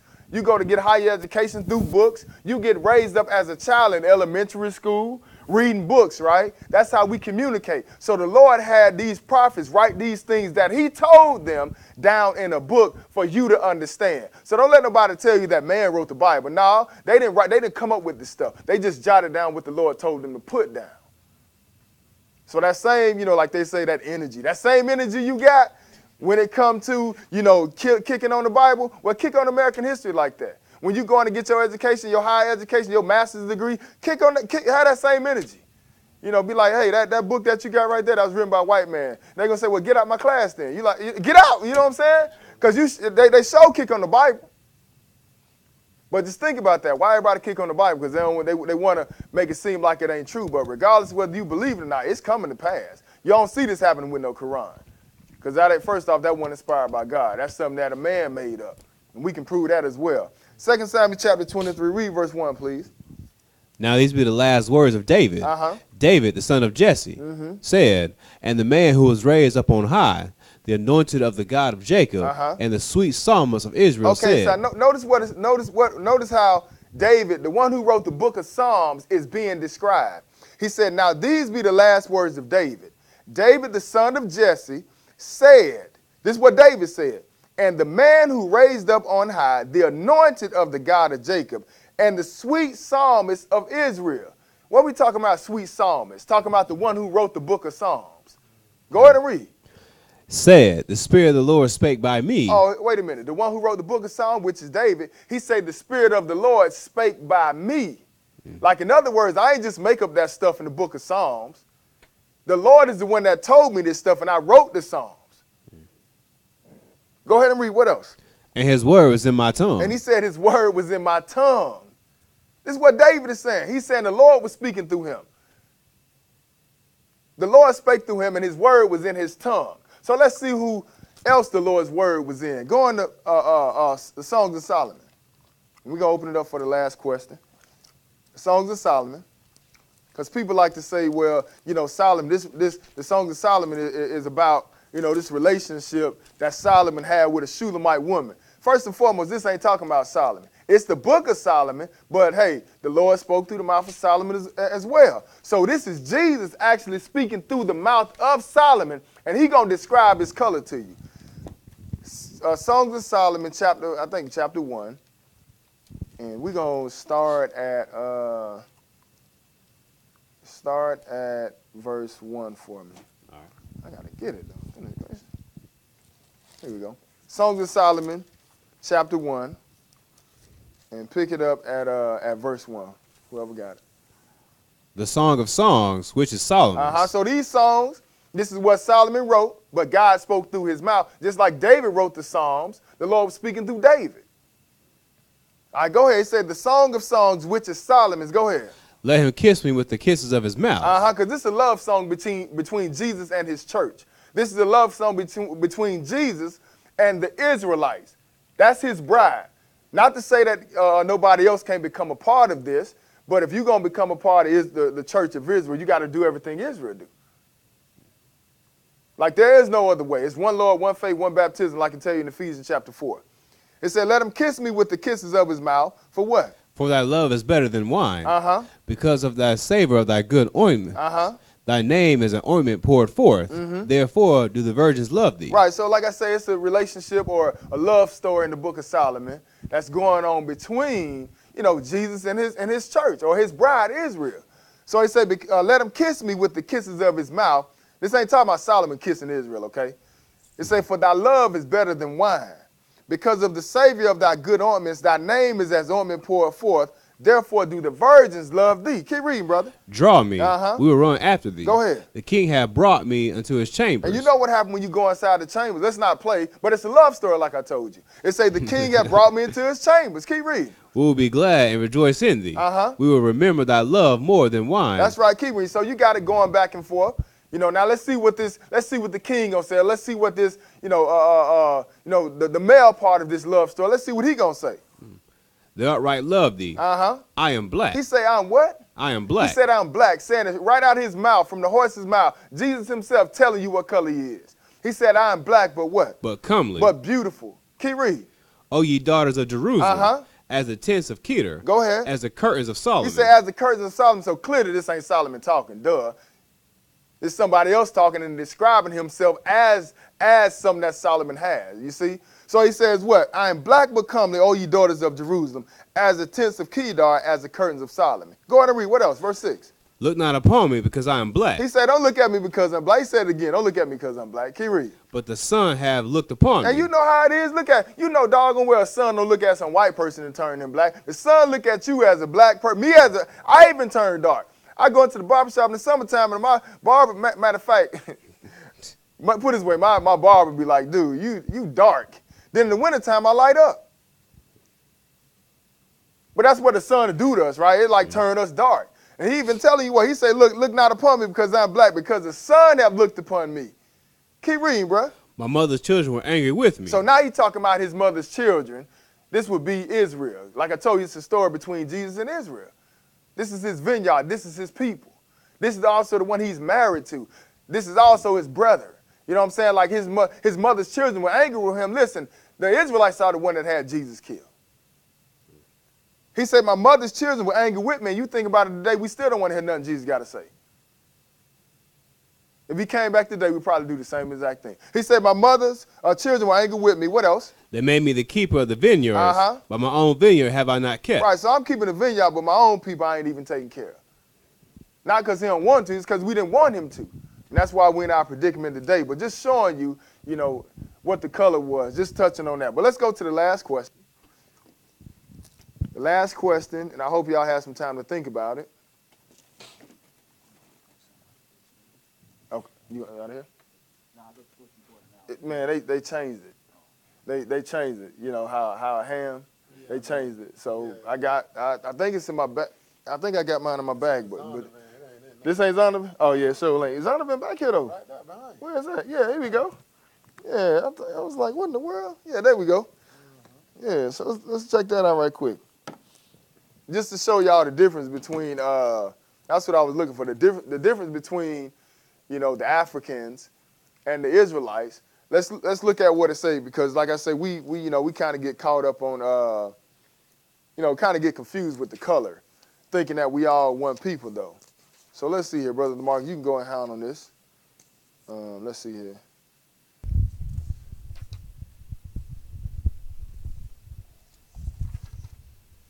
Yes, yeah, okay. There you go. It's at the bottom right now. Ham. Screen. Oh. Ham, the youngest son of Noah, born probably about 96 years before the flood, and one of 8 persons to live through the flood. He became the progenitor of the dark races, not the Negroes, but the Egyptians, Ethiopians, Libyans, and Canaanites. That's good on that. Yeah. So y'all, you see what it's saying? What it's saying is, like Noah had 3 sons. One of them was Ham, the other one was Shem, the other one was Japheth.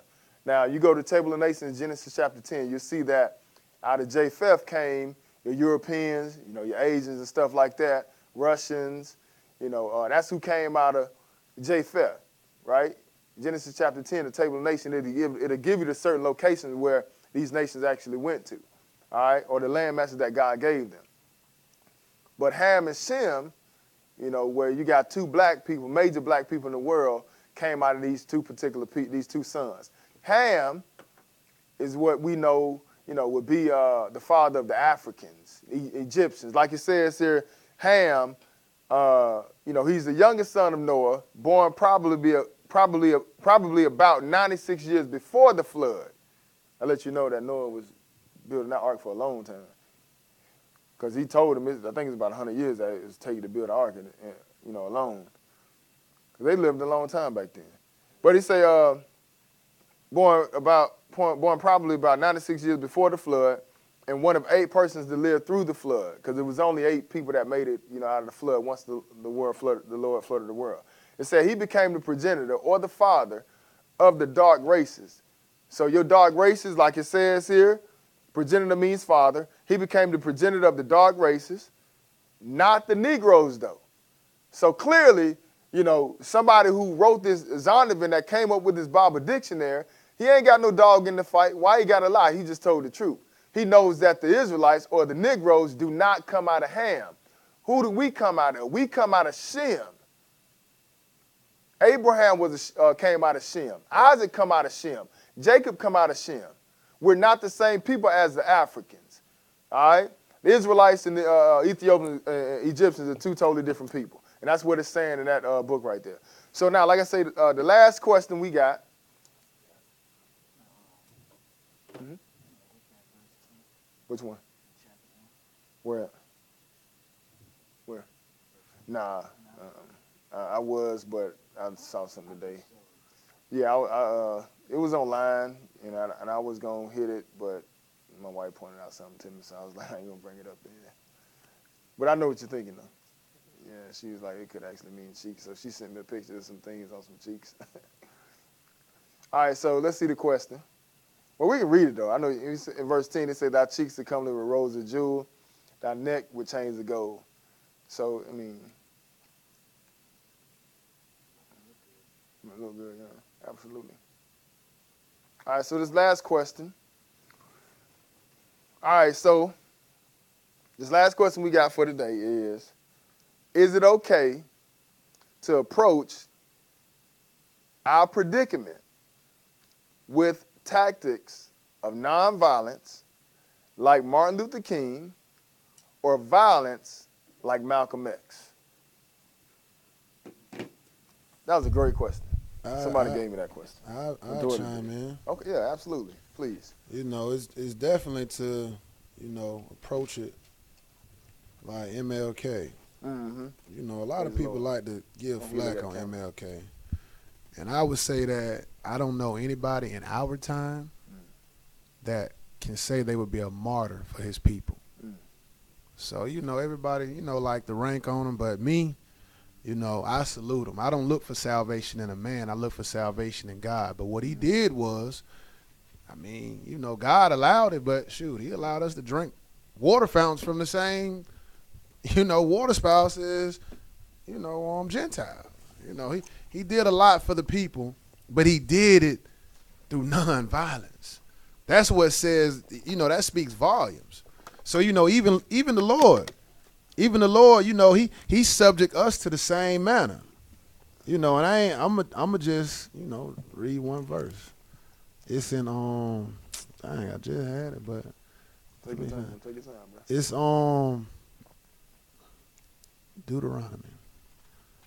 Deuteronomy, give me 1 second. Deuteronomy. 32. What it say, vengeance is mine? 32 and 35. Yeah. Yeah, let's go to that. 32 and 35. And then we'll read it again in Romans. But that's what you want to look at. It's vengeance belong unto God. So at this point right now, because you got to realize, the Gentiles run the world, man. Right.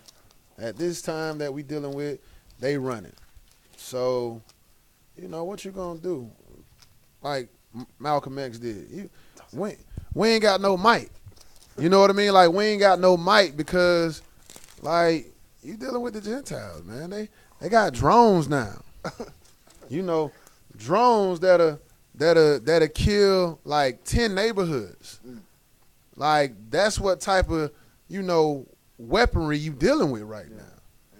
So you forming a rally and on protesting this and protesting that, but you want to go about it with peace, man, because when the Lord return, man, he gonna deal with all this. That's why you can go and read that in Joel chapter 3.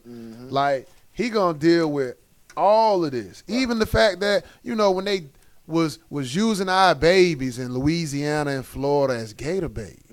Like, that troubled me.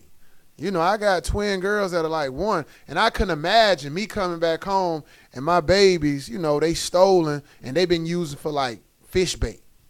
Like, that blew my mind. But guess what? God said they furthered the affliction, so for that he gonna get them.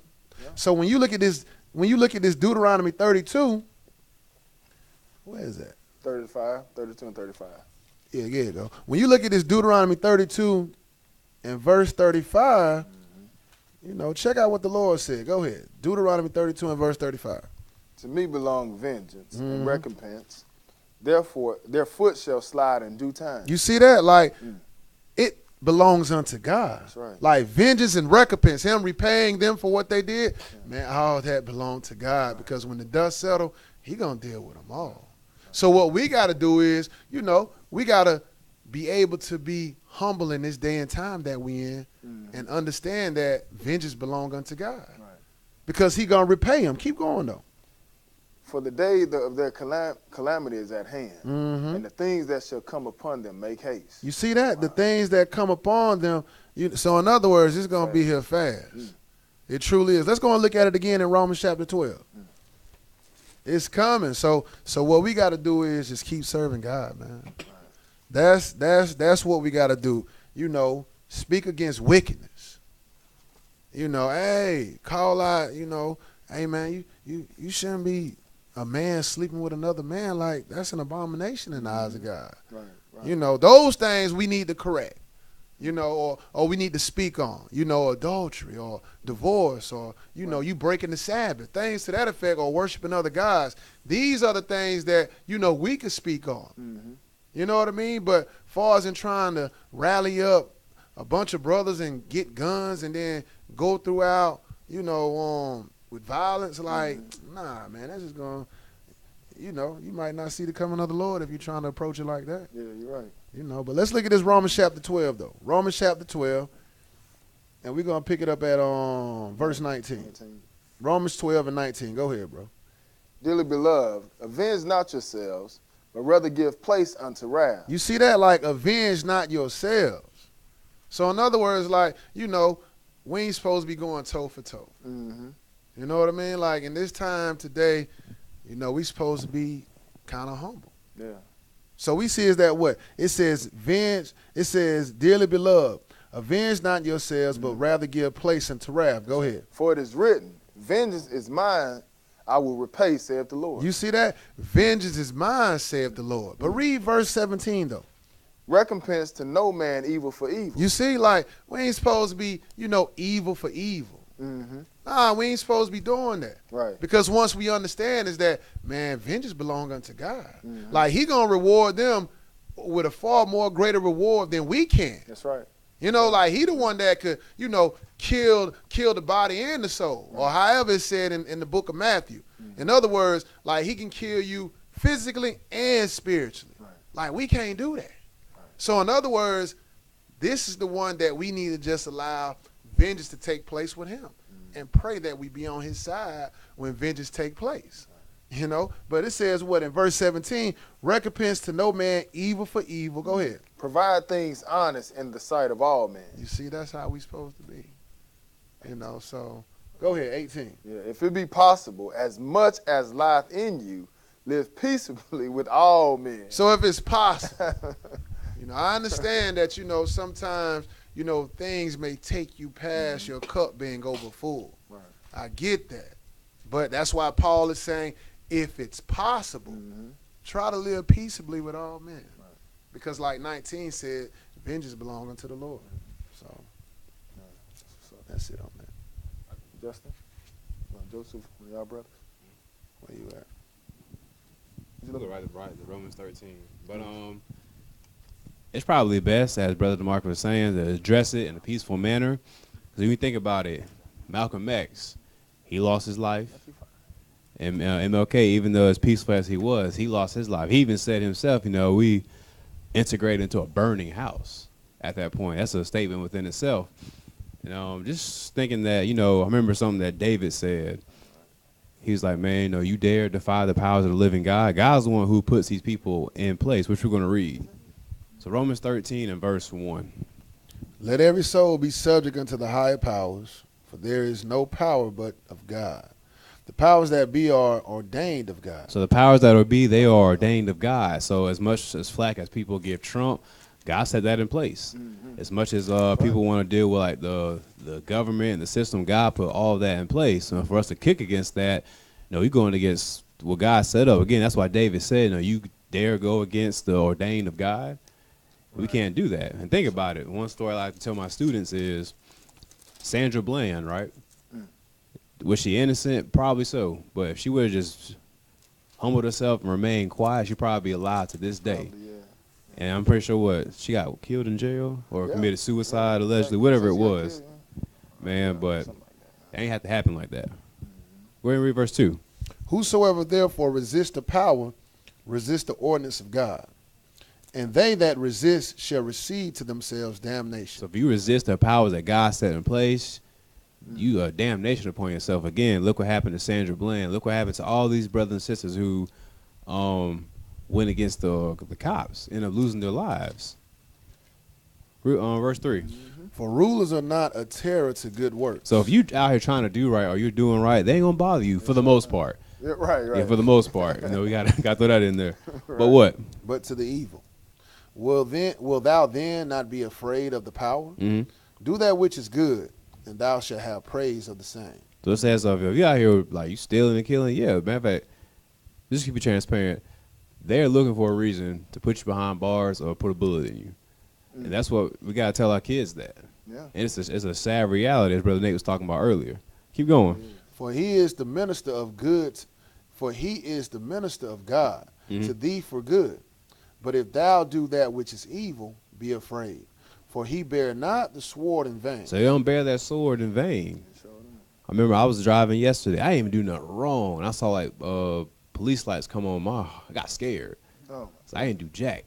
But just the fact that that's how most black people drive around. You can be innocent. Your insurance paid. Your car is yours. You ain't did jack wrong. But you see a set of blue lights, you get into protection mode. Yeah. That's crazy. That's sad. Yeah. Keep going. For he is the minister of God, a revenger to execute wrath upon him that do evil. So yeah, man, it would be ill advised to address it the way Malcolm X did, because again, they're already looking for a reason to end your life or put you in prison anyway. So, am I saying the way MLK did it was right? I mean, I believe it was genuine. It was definitely genuine, but just the way that was just going about. But compared to what Malcolm X did, you probably want to go the MLK route. Mm-hmm. Yeah.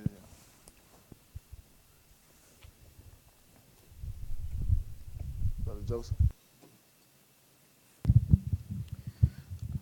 All right. I know a lot of people would love to go the Malcolm X route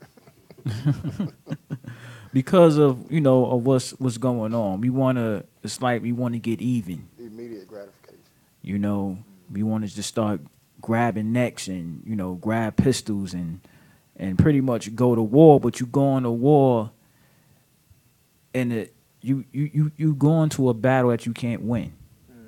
You're not gonna be able to win this war because they run it. They run the military, and where you think you getting your guns from? Yeah, that's right. You getting your guns from them. So I just want to go ahead to Matthew 5 and starting at verse 38. Yeah, it was 38. Oh, okay. Yeah, Matthew 5 and verse 38. And whoever. But I say unto you, ye have heard that it have been said, an eye for an eye, and a tooth for a tooth. And that's what we want to, that's the kind of behavior, that's what we want. Eye for an eye, tooth for a tooth. You kill one of mine, I'm gonna try to get two of yours. Right.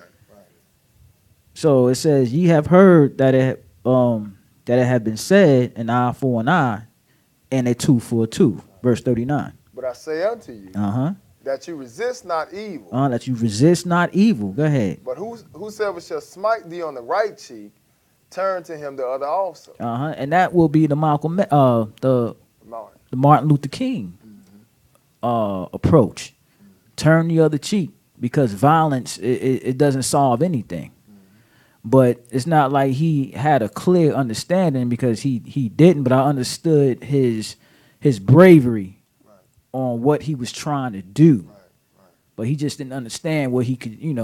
It gave us a little leeway, because we went from using the bathroom somewhere else. They didn't want to use the bathroom with us, or they didn't want to drink the same water fountain with us. So it changed a little bit, but overall, it's gonna be what it is. But let's go to. I also want to go to Matthew chapter 10.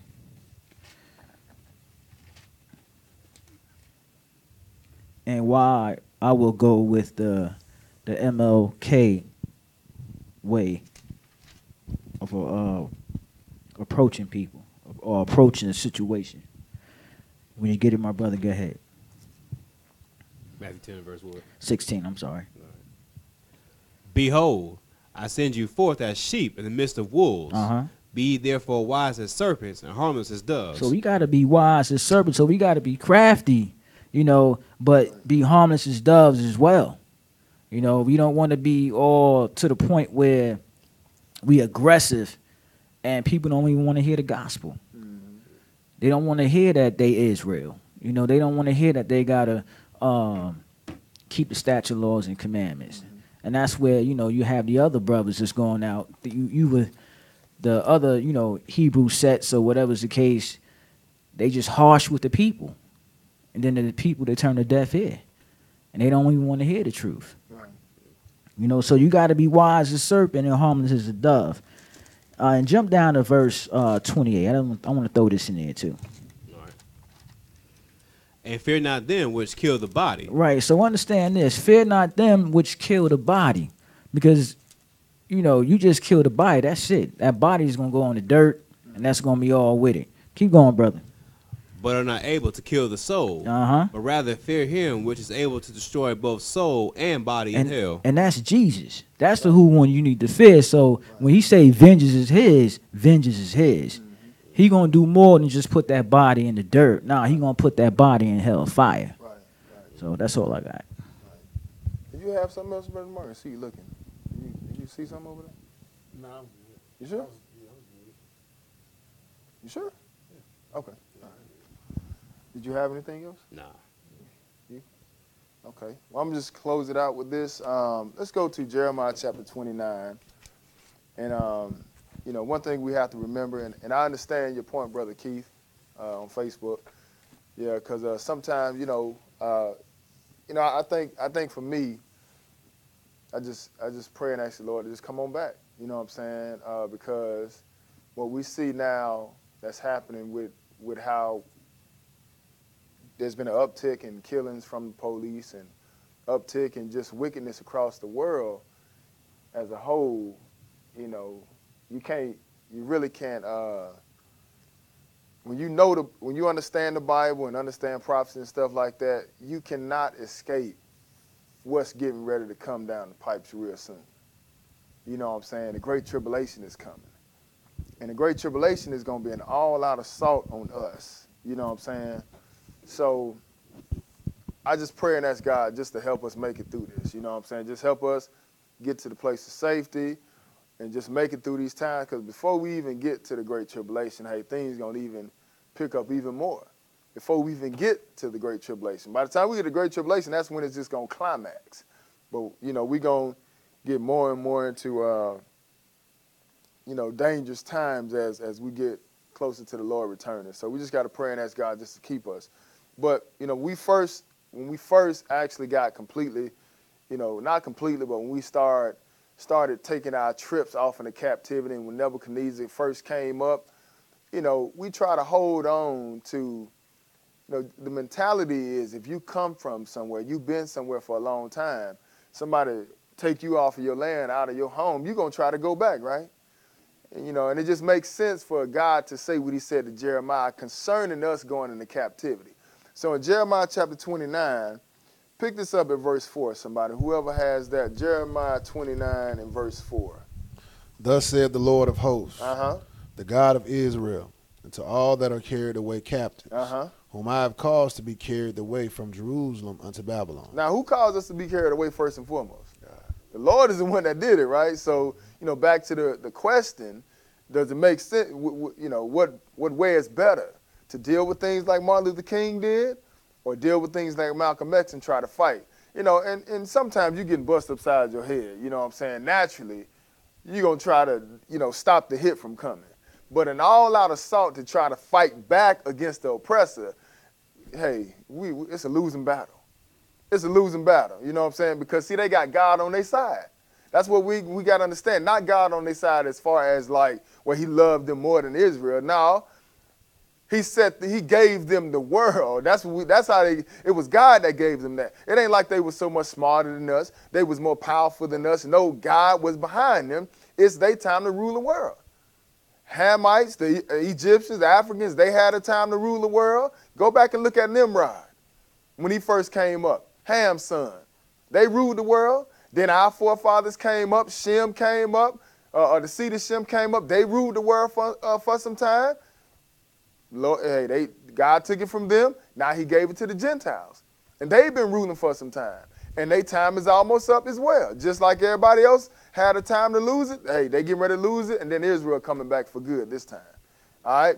But he said, thus saith the Lord of hosts, the God of Israel, unto all that are carried away captive. So here's a message for everybody that I've sent into captivity, right? Whom I've caused to be carried away from Jerusalem unto Babylon. What did he say do when you get there? Build ye houses. So build you some houses when you go off into captivity. He say build some houses, go ahead. And dwell in them. And move inside these houses. What else? And plant gardens. And go and plant you some gardens. Keep reading. And eat the fruit and of them. Eat the fruit of whatever you harvest. Eat it. Go ahead and read. Take you wives. Get you some wives when you get in that captivity now. Go on, get you some wives. Go ahead. And beget sons and daughters. And have some children so y'all don't diminish as a nation. Going to show you that, look, it ain't a matter of you marrying a white woman being an Israelite. It's not a matter of you marrying a Chinese woman or an African woman being an Israelite because, hey, they don't determine the nationality anyway. Right. The man does. So when you get over to captivity, you better grab you some wives. Because if not, y'all going to end up diminishing as a nation. He say, build you houses, dwell in them, plant gardens, and eat the fruit of them. Take ye wives and beget sons and daughters, and do what? And take wives for your sons. That's right. Go and get some wives for your sons. Keep reading. And give your daughters to husbands. Uh-huh. Go ahead. That they may bear sons and daughters. Uh-huh. So they can have some children. Go ahead. That ye may be increased there. Uh-huh. Go ahead. And not diminish. Right. So Israel can go ahead and multiply. That's why we ain't died. That's why we ain't got taken out. Because we done came off into captivity and we got the cycle. We still going. Mm-hmm. I don't care how much hell we've been going through. You know what I'm saying? We still pushing, man. The Lord say what? Go and do this now. So when you get there, you may be increased there and not diminished. And what else he say do when you get there? And seek the peace of the city, whether I have caused you to be carried away captives, and pray unto the Lord for it. Mm-hmm. For in the peace thereof shall ye have peace. Right, so he said when you get there, seek the what? The peace of the city. He said seek the peace of the city. So, hey, I would have to lean more toward what Martin did. And DeMarcus know, for sure, when we used to preach in the streets, I used to preach against Martin Luther King. But when you're young and dumb, you don't know. You grab information from everybody. I grab from IUIC. I grab from GOCC, GMS, ISUP. I was grabbing from everybody. And all they did was talk noise about Martin Luther King. As a kid, when I came up, he was a hero in my eyes. So now I think about it, hey, man, thank you for making things a little better. I'm glad God used you to get hit upside the head. It wasn't me. But you know what I'm saying? I'm just saying because, hey, somebody had to be humble. And he was the one that God used. I'm glad God gave him that mentality to do that. Because he made, things are a lot better for us over here in America. Just keep in mind, hey, when Master's sick, we sick. So as long as Master happy, we happy. But you see, so they need to stop all that playing up in Washington and the White House. Leave that stuff alone, man, because we get the brunt of y'all playing games and stuff, shutting down governments and stuff like that. Playing people food stamps. He say, take ye wives and beget sons and daughters, and take wives for your sons, right? and give your daughters to husbands that they may bear sons and daughters, that ye may be increased there and not diminished, and seek the peace of the city, whether what? I have caused Whether you the to, white man have caused you. I have caused Whether you I have caused you what? to be carried away captive. Right, so when you get there, you need to pray for the peace of the city. Don't be coming over here trying to start no trouble. You ain't got no power. You got kicked out of your land. We did. So when we get here, we ain't trying to cause no trouble. I see the police, I'm waving. Hey, man, how you doing? Even if he ain't looking at me, I'm going out my way to look at him. He ride by, I'm looking. I hope you look at me so you see I'm waving at you, man. You know what I'm saying? I don't want to be on your radar. I'm trying to keep the peace in the city, man. Shoot, these guys crazy nowadays. He say, seek the peace of the city where I've caused you to be carried away captive. And do what? And pray unto the Lord for it. Go ahead. For in the peace thereof shall ye have peace. So in the peace thereof, you going to have some peace. So I think that's it on that that last one. Was it 13? Is it 16? I think it's verse 16. No. Well, that's it right there. So go look at Ezekiel right quick. Ezekiel chapter 11 and verse 16. And start at verse 15. This is going to be the last place. Sister Caraway said, thanks for our people. Please pray for my son. He keeps testing the waters. Even when I tell him, me and him watch a video there about our history by IUIC, Bishop Nate was the narrator. Lo and behold, he got arrested for trying to steal a cell phone. His name is Jeremy. Sorry to hear that, sis. We'll definitely be praying for your son. And sometimes the Lord jam you up, you know what I'm saying? He'll put you in jail or put you in a bad situation where you ain't got nothing to do but think about what it is that he's trying to get, think about what it is he's trying to get to you. You know what I'm saying? So let's hope that's not the case. Hopefully humble himself and come on in, but we'll definitely be praying for him, sister. Ezekiel chapter 11, and let's pick this up at verse 15. This is the last place.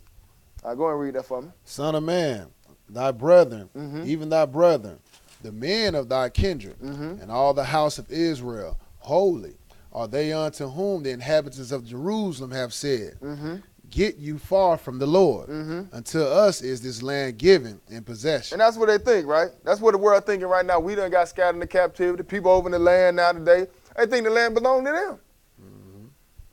Son of man, thy brethren, even thy brethren, the men of thy kindred and all the house of Israel holy, are they unto whom the inhabitants of Jerusalem have said. So these people have said this to us and our brethren, right? That's why he said, are they, talking about Israel, are they unto whom the inhabitants, the people that are living in Israel, have said to Israel, to the Israelites, get you far from the Lord. Unto us is this land given in possession. That's a lie. You think that land belonged to you. But Israel on the way back real soon. So Esau, go and pack your bags because we coming home. What he say in verse 16, brother? Therefore say, thus saith the Lord God, although I have cast them far off among the heathen. Notice what the Lord say. Hey, let them know, even though I've cast you far off among the heathen, because, hey, once again, this God that did this to us. Stop trying to beat up all these other nations and getting cussing them out and getting mad at them when we disobeyed the covenant. We broke the covenant. That's how we started off, right? That's how we got in this predicament. We disobeyed. We broke our end of the deal, so God cast us out of the land. Okay? It was our fault. We got to make sure we remember that. Stop trying to listen to all these people that you think got some knowledge. Killer Mike ain't going to do nothing for you. Right. Make sure you understand that. That dude don't know what the hell he talking about. Sorry about that. If he ain't dealing with the Bible, I'm saying stuff flying. If he ain't coming out the Bible, hey, you're gonna be walking in circles like you was probably doing 5-10 years ago. Your answer's in the Bible. Stop following these guys. They don't know what they talking about. David Banner don't know what he talking about. God complex. You a slave. You in captivity. You disobey God, we getting whooped. And if we God, why we can't save ourselves out of this? Come and rescue me out of this situation. It's funny how all these guys want to get up. To me, it's just like they're being used by the industry. Because everybody want a leader now. So somebody that sounds like they can preach real good, we follow them. Nah, get to the book, man. God gave you the answers. He the one put us in this predicament because of our disobedience. That's the only way around this. So he said, therefore, say, thus saith the Lord God, although I have cast them far off among the heathen, which is where we are now, and although I have done what? scattered them among the countries. Hey, we in America scattered.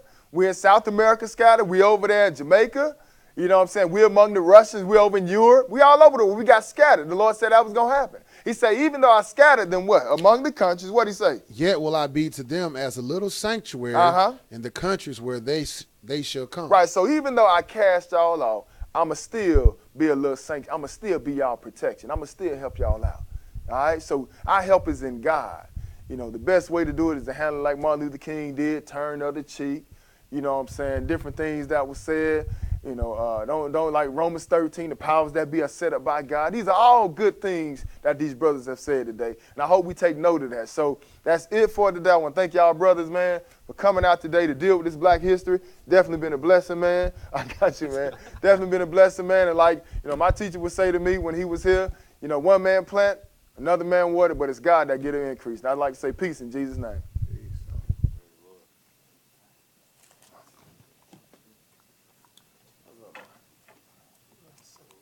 Hello.